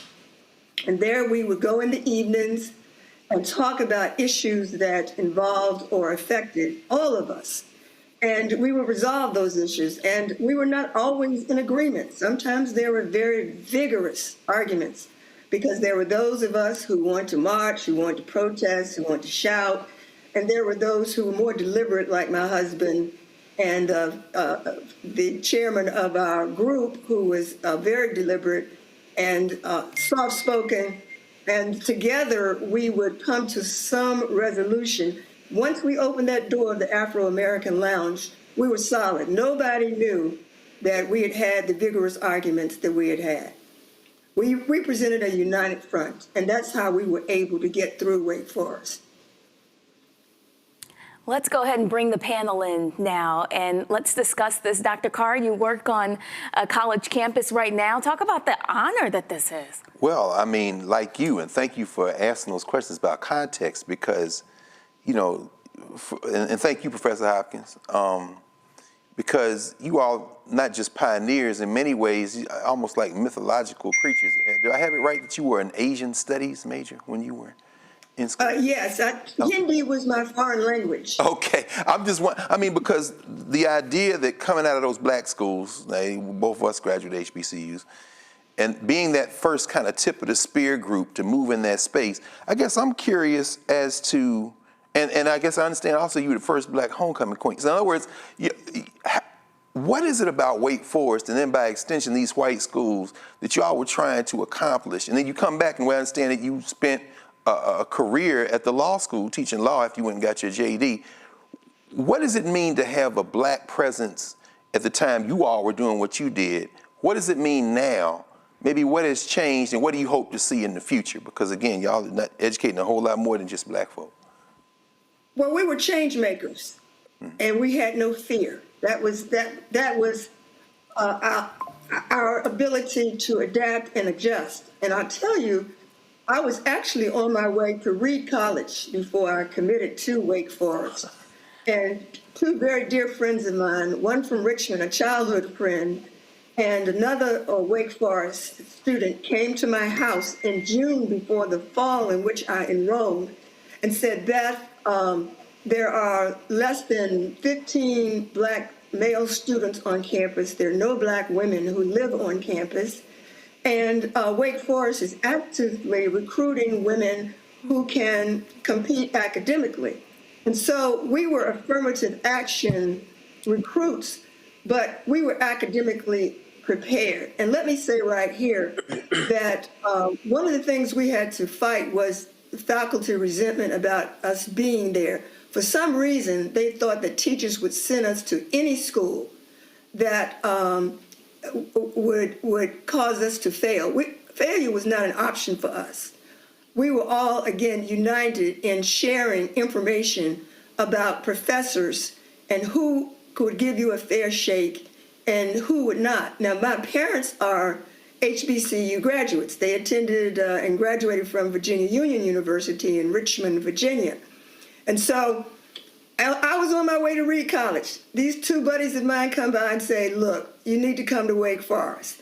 And I thought about that and I said, oh, snap. Reed College doesn't have a football team. I'm going to Wake Forest. And so that's really the story of how I matriculated to Wake Forest. I didn't get into the school until July before my fall year because, as I said, I was on my way to Oregon to go to school. Wow. But in terms of what that means, it means that we always have been change makers. We are always fighting for the greater good. And that fight cannot stop. We have to keep going. In spite of what's happening nationally or globally, we have to remain hopeful. Because I think it was Victor Hugo who said something about hope being written on the brow of every person. And that's what we have to continue to remember and stop complaining. Let's get it together and let's go forward. That's what being on a historically white campus means to me, that we're there. We fought for being there. We knew that we were supposed to be there. We knew that we were supposed to exact change.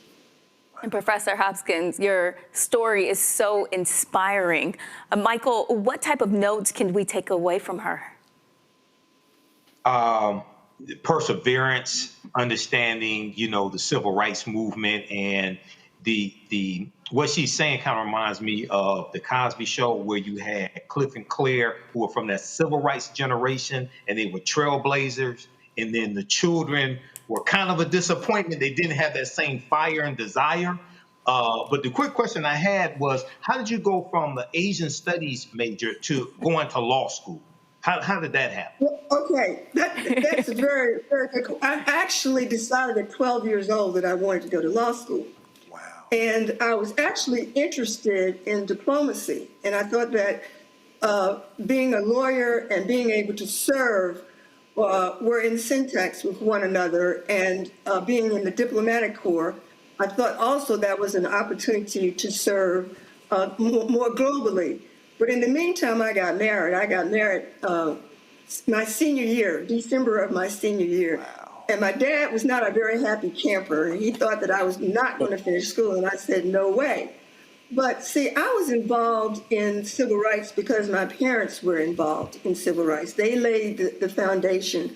They were the role models for us. So at 12 years old, I was marching on the Holiday Inns, the Dairy Queens, the libraries. We couldn't even go to a library in Petersburg, Virginia, And of course, there were no tennis courts we could play on, and no swimming pools. And thank goodness there was Virginia State College at that time that had tennis courts and a swimming pool for us to learn how to swim.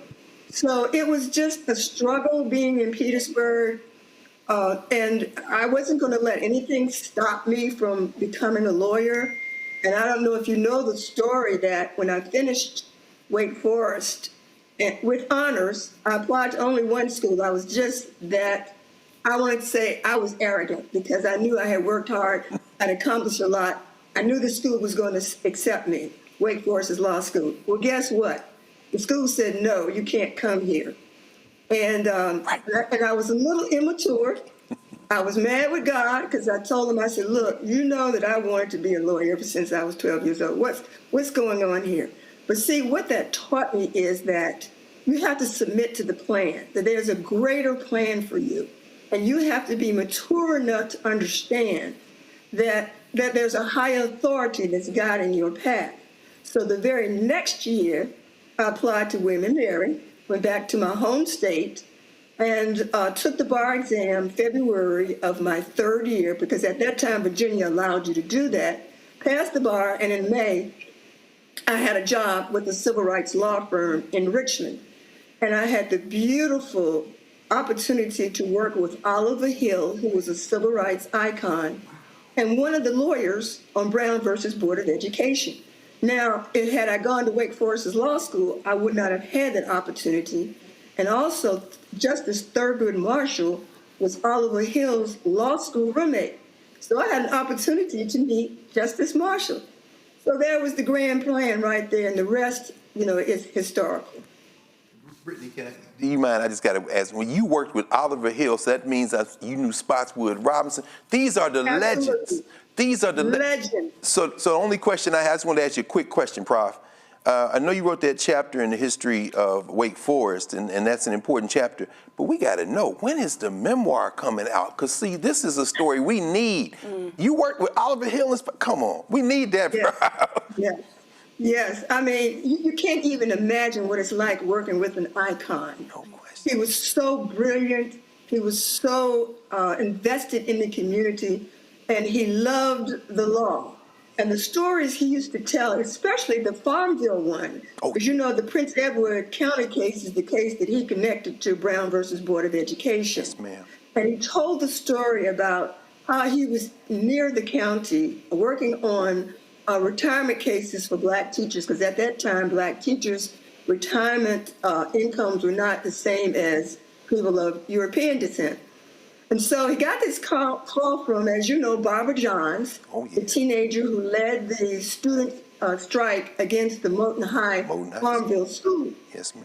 And she said, Mr. Hill, you got to come and see what we have to put up with every day. And Mr. Hill said, no, I really can't.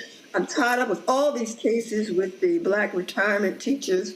I just don't have the time. She begged him. He went to Farmville, and he said that his heart was broken when he saw the condition of the schools. They had buckets to catch the water.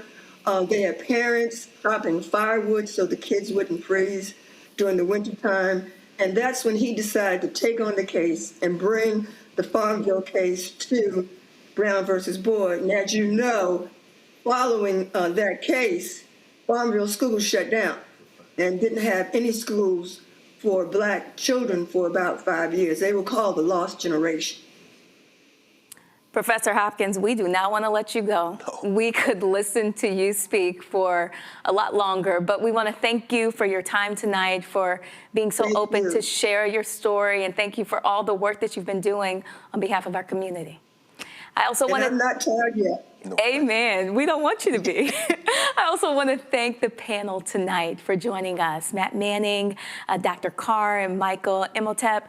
I hope you guys have a great night. And when we come back, we'll show you highlights from the Chris Tucker Foundation Celebrity Golf Tournament. You're watching Roland Martin Unfiltered on the Black Star Network. We'll be right back. This week on A Balanced Life with Dr. Jackie, we're continuing our series of putting in the work, A Chef's Journey. Are you an aspiring chef? someone who already has a business, trying to figure out what your next steps will be, who to talk to, and how to get there? Well, on this week's show, our great guests and wonderful chefs will talk to you about what it means to discover your purpose, your why of being in the kitchen, and then knowing how to put a business together. The menu controls everything. The menu determines everything. But the business plan is where you have to go back to. When you get into the business, at the end of the day, you know, social media and TV, all of that stuff is cool, but you still have to run a business. You still have to be in relationship with people. That's all next on A Balanced Life with Dr. Jackie here on Black Star Network. Now that Roland Martin is willing to give me the blueprint, hey, Cyrus, I need to go to Tyler Perry and get another blueprint because I need some green money. The only way I can do what I'm doing, I need to make some money. So you'll see me working with Roland. Matter of fact, it's the Roland Martin and Cheryl Underwood show. Well, should it be the Cheryl Underwood show and the Roland Martin show? Well, whatever show it's going to be, it's going to be good. Now, if you know anything about Roland, you know he loves golf. Earlier this month, Roland attended the Chris Tucker Foundation Celebrity Golf Tournament in Stockbridge, Georgia. Here's the recap.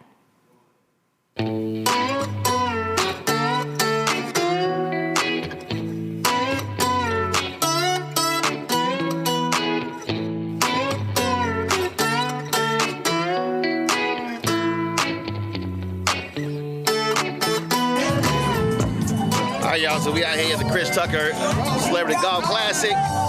We're about to tee this thing up, about to have a good time. So we had Eagles landings, and so you see right here, gorgeous course, gorgeous day. We're ready to do this thing. J.O., what's up, baby? What up, bro? What's going on, baby? Did you bring enough golf balls? Because, you know, left, right, water. You need but one? Yeah. 1 times 12? 1 time, baby. Then I just pass after that one. When that one's oh, that's it? When that one's gone? That one gone, that's it? I ride it out. The rest of you just caddying? Uh-huh. The rest of you just caddying? That's right. I be hanging out, finding other people's balls and shit. For me, man, to see all the people who participate who I don't know your name, I love you. Thank you. Roland, I love you, man. You teach us what's going on. Give it up for Roland Martin. That's a smart black man right there. I wish he was in school with me. I'd have cheated over his ass. Oh, man, I appreciate y'all. Come on now. That's how Alpha roll. Yeah. That's how Alpha roll. We could have been in. Give it up for Martin III. Now we know who caddying. We know who caddying. Ticker Woods outside. We know who caddying. Hold up. Look at them shoes. He caddying. Come on. I don't know the word. Hey y'all, I got Ryan with me. Come on, Cedric got me on that. Cedric got me on that. I want you to go ahead and see this here, baby. I want you to go ahead and see what greatness looks like. Oh, hold on. Now, hold on. Now, see, you got black and gold on, right colors. See, you got, hold on. All right. See, we got that too. So just want to let you know. What is that? What is that? Come on, man. My rich friends are here. You need to get your tattoo money back. You need to get your money back. Hey, shout out to the news. Shout out to Roland Martin, one of my dear friends, regardless of whatever choice he made, but you still my guy. But remember, in the presence of Alpha, always kiss the ring. Man, go on with it. Kiss the ring right there. Hold up, actually, I wore 2 for you today. I ain't wearing neither one of mine. I got two. They're a little small. Hall of Fame, baby. Hall of Fame, Hall of Fame. I know, I'm in 4 of them. Well, I'm in. I'm an Alpha. Well, I'm a Kappa. So, I know. Don't be trying to make this no content. And remember, without Alpha, y'all Kappa Psi. Y'all need our name. Always national step team champion. I keep telling them he stepped by himself. Hold on. National Kappa step team champion. National. Hold on, that's Kappa. That wasn't like against everybody else. Oh, come on. Y'all can't touch us. We won that one too. No, y'all wouldn't have. Y'all drop canes. No. I bop canes and I'm gone. Oh, y'all slither. Y'all slither. Y'all slither. I saw 2 people ride off. Hey. Well, somebody got to give him a little help. Somebody got to do it. What you say, buddy? I tore some erasers off these. All right. Good to see you, man. Hold on, y'all on 6? Oh yeah, I'm gonna make sure people on 5. I'm gonna be hitting into them. we gonna be hitting into them. I expect it. All right, where'd Jeffrey Osborne go? Let me find J.O. To your left to pull out. So the cart's on the far right down here. What's happening? How your game look? How your game looking? I'm doing all right. You know what I had? Cataract surgery. Is that crazy? I ain't playing about too much. You can't see. Here we go. Now There's an excuse. Now you can see? Now I can see. Oh, Sydney says it's It's an excuse. That's an excuse. He's fine. No, he tried to get that money. That's all he tried to. See, that's a new one for me. I had cataract surgery. Normally it's knee, hip, shoulder. I'll be honest. All right. I can see now. Oh, you can see now? Cataract and LASIK.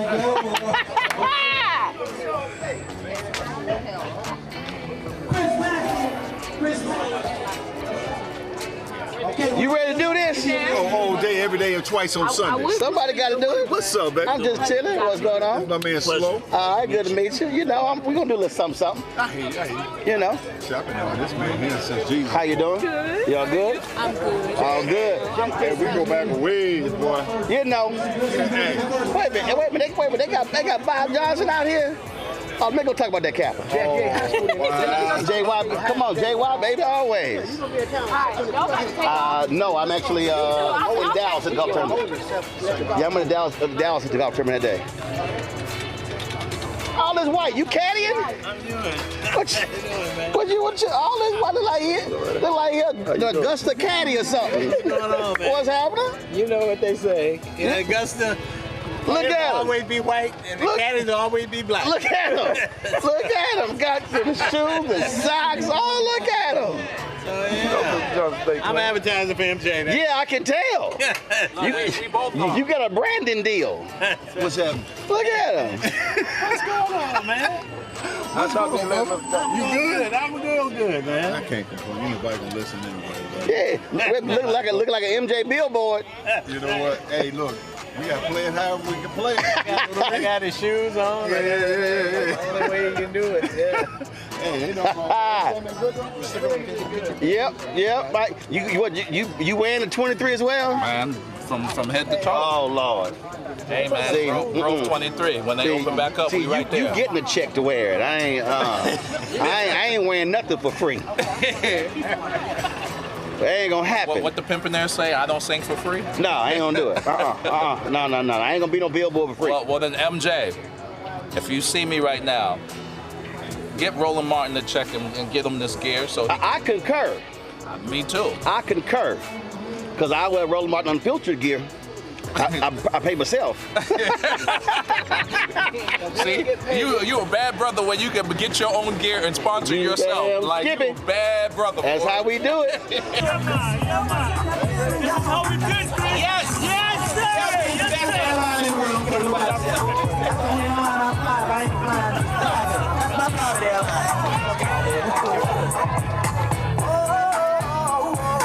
Thanks for coming.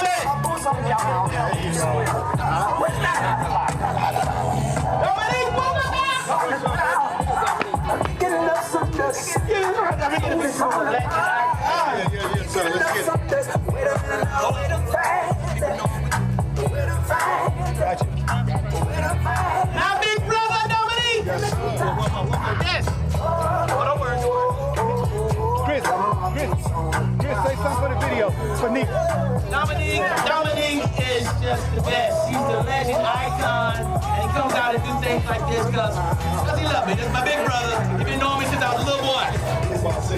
I'm about 16, but thank you, man. I love you, man. Thank you. He just shot. I know. I'm still young. Love you, man. He just shot too many layups. All right. Kim Reed, Kim Bernard, Ray Anthony.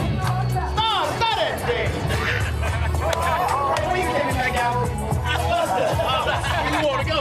Tomorrow. I love y'all. Love y'all, man. Have fun. Y'all going to lake? Yeah. Lake. Okay. Lake. Come on, keep it moving. We got to keep it moving. Let Dominique go. He's married. Let him go. Let Dominique go. He's married. Keep it moving. I got it. Love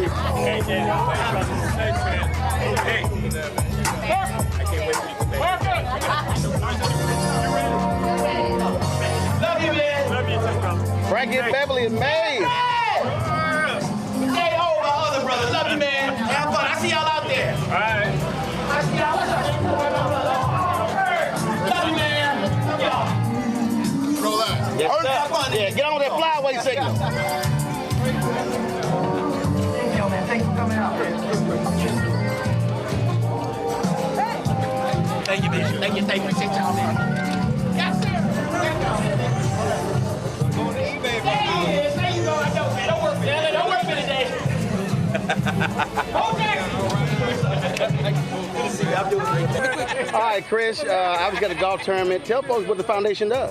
Man, we do everything, man. Best thing I ever done in my life. My mama told me to do this because I was traveling all over the world, all over Africa. She said, do your own foundation. You can help other people. And it's the best thing, man, to be here. All my friends coming out. You know who your friends are when you call on them and they come out. And not only this year, for years they've been coming out. So it's a blessing. And we do scholarships. We do homeless ministry with the church, through the church. And we put people in houses if they're homeless. We do everything. So I love it. I see something on the news, I'll do something. I say, let's do this, let's do that. So it's great. And so somebody out there, they're not playing, but they want to support your foundation, where do they go? They go to the ChrisTuckerFoundation.org, something like that. But it's easy to find, And last question, I have video from the George Lopez golf tournament when you put a ball on the patio. Has the golf swing improved? It's gotten better. They wanted me, I was supposed to play it yesterday at the tour championship down in Eastlake, but I hurt my toe. Everybody know about that. So I had and I had to go to church. So, but I'm an excellent player. Excellent player. So that's why you were not in the tour championship. Enough questions. It's over with. All right. That's it.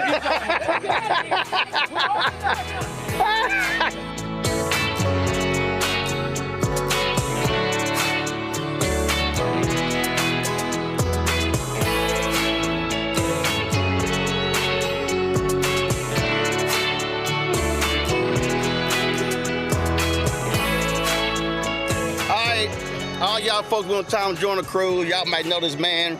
Remember the light-skinned versus dark-skinned people, the super soakers and everything? This is my man Lonnie. Man, how you doing? I'm doing good, man. Everything's going great. We're launching a couple of new companies. Both based on my inventions. I invented a new engine that converts heat to electricity, and it'll operate on low temperature heat.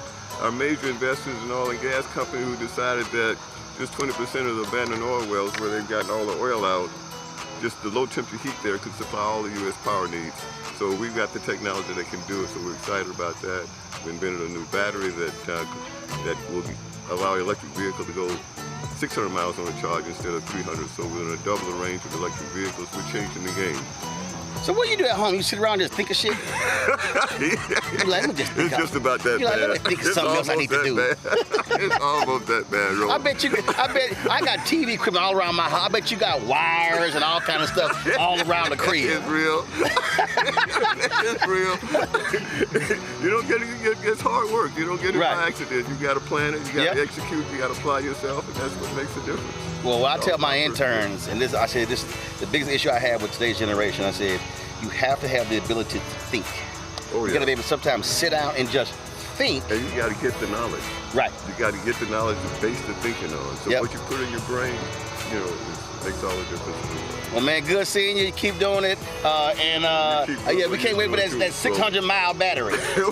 I'm sure General Motors out there like, Lonnie, let's holler at you about that. We're getting closer every day. All right, sounds great. Yeah, we've got the technology now. We're transitioning it out of the laboratory, putting together large demonstration cells. So we're on track. All right, handle it. Hold on. All right, what the hell kind of fan is this? What's that? The hell kind of fan? Hey, man, that's technology, man. My mama told me if they got it, go get it. What? We got a lithium battery. We got... Hey, man. This how you play golf with the brothers. Damn. Well, then we got Mr. Three Fans over here. Four. He got, the hell? Hey, why? I'm a part of your brother. I only played with days in the wild. Yeah, but This ain't your It's grandpa. a light day. This ain't your grandpa New Orleans I mean, Saints. we got a fan behind for the back of your head. Well, we got one for your thigh. We got misting. Like what? This is what we do, bro. Did you grow up in Wisconsin or something? No, I grew up in Buffalo, New York. From. Oh, you grew up in Buffalo? Yes. Oh, so that's why your ass can't handle the heat. Cannot handle the heat. I mean, but you be on the corner. When you on the corner. I mean, listen, you got an AC unit in here too? Well, What? you know, got a little music, you know. You got deep freeze in the back? Got some beers, got some cold beers, you know. We just trying to have a good time. Damn. This is a new guard. Trying to have a good time, man. I know. I mean, you got a bucket back here? Practice king. Like, are you painting? Oh, like, we got a bucket, we got range balls. We got, I mean, again. You never know when you're gonna need something. Literally got. Huh? If you're gonna need something, I got you. I got you. If you need something. That's right. Right. I mean, I'm just saying. You never know when you're gonna need something. He got a little Saints logo, little NFL alumni. This is how we do. This is how we do it in the A, baby. He got 4 fans in here. Yeah. Tell me they ain't that hot. Man, they got fans on the ground. I got fans in the car. And air conditioned. It's air conditioned. And he got covers in case it rains. Hello? If you need all that, go home. Just go ahead and stay in the house. Nah, this is my house. Put some slippers on and stay in the house. This is my house. Can't you tell? We got mirrors and everything. This is my house, man. Inside the interior lights, light on, light on. What the hell is that, a fire alarm? Just in case. What is that? How many times people call me and say, you got this? I got you. What you need? You got this? I got that. What's up? Oh my goodness. I'm just. What's up, man? Don't get no better. I'm looking at all these fans he got in here. Fans on the ground.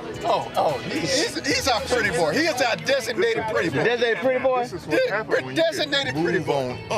Huh? Whenever I need a Move road on dog, up. You remember George Jefferson said, Right. moving on up? Right. Hey, man, This is one of our brothers who moved on up. When you ain't got nothing to do, you late for that. This is what you do. That's how you look when you do it.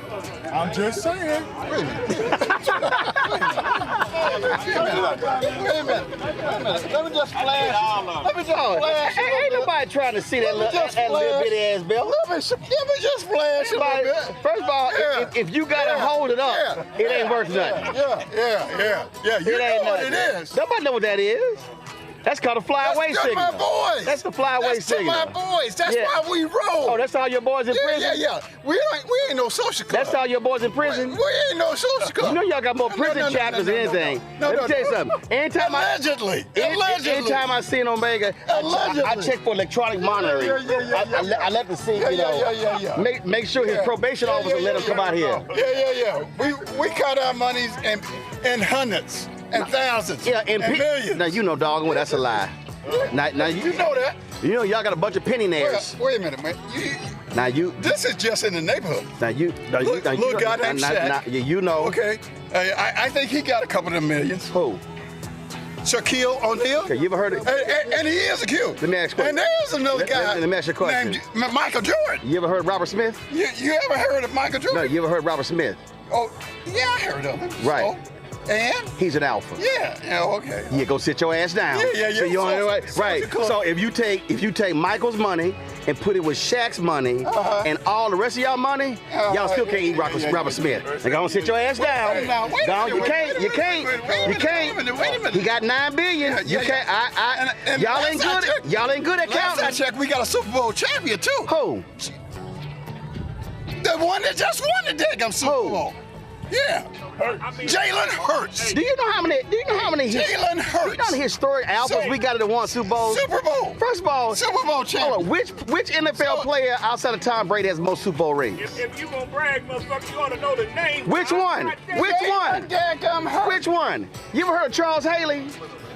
Man, that's so old. No. But how many rings he got? That's old though. And you know what he is? That's an alpha man. Go and sit your ass down. You can't out-talk me. You can't out-talk me. John, where you go? You better retire. Did you just proudly yell that Thurgood Marshall was an Omega? Did you just say Thurgood Marshall was an Omega? Did I just hear that right? No, hell no. Did you just say that Thurgood Marshall was an Omega? Last I checked, Thurgood Marshall plays Alpha at Lincoln University in Pennsylvania. This was after he tried to play us. Oh, hell no. You don't even know your own damn history. It meant Thurston Marshall. Oh, Thurston Marshall, yeah. Because I know Thurgood. Remember, Dr. King, Alpha. Thurgood Marshall, Alpha. Jesse Owens, Alpha. Do you want me to continue? I'm gonna hurt your feelings. Better sit your ass down. Better sit your ass down. Hold up. Whenever they say whatever, that means the ass whipping has commenced. Whatever, Roland. You gonna make the show on that one. You're on. Oh, you gonna make the show on that one.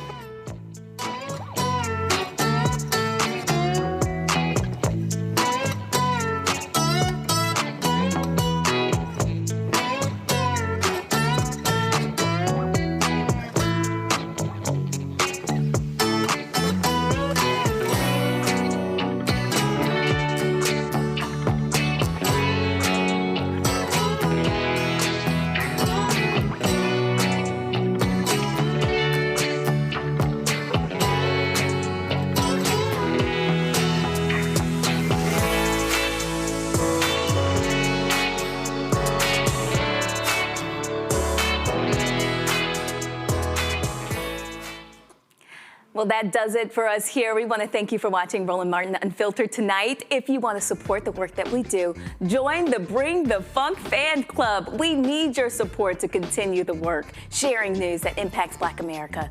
You can send in your donations via Cash App using the QR code that's on your screen. Of course, you can donate by PayPal and Venmo and even Zelle by sending a gift to Roland at rolandsmartin.com. Please make checks and money orders payable to Roland Martin Unfiltered, P.O. Box 757196, Washington, D.C. 20037-196. Do not forget to download the Black Star Network app that can be found in Apple's App Store and get connected using your phone device or Apple TV. You can also watch the Black Star Network on Roku, Amazon Fire TV, Xbox One, Samsung Smart TVs, and YouTube. Hit the like button, please, and be sure to subscribe as well. Also, did you get a copy of Roland's book, White Fear? How the Browning of America is Making White Folks Lose Their Minds? It's available at bookstores nationwide. Get the audio version read by Roland on Audible. And you can get our gear, shirts, and hats. Stay warm with the Black Star Network hoodie. Go to shopblackstarnetwork.com. And that is also where you can support Black-owned companies by purchasing their products directly from shopblackstarnetwork.com. Do not forget to download the Black-owned social media app Fanbase. You can find me on there at The Noble Journalist. Isaac Hayes II is the founder. So download the app Fanbase. And if you want to invest, they've already raised $13.4 million. The goal is to raise $17 million by the end of the year. You can learn more on fanbase.com. As we do every Friday, here's a look at our Bring the Funk fan club members. That's it. I have to get back to Indiana. Thanks to Roland for letting me sit in his seat tonight. Have a wonderful night.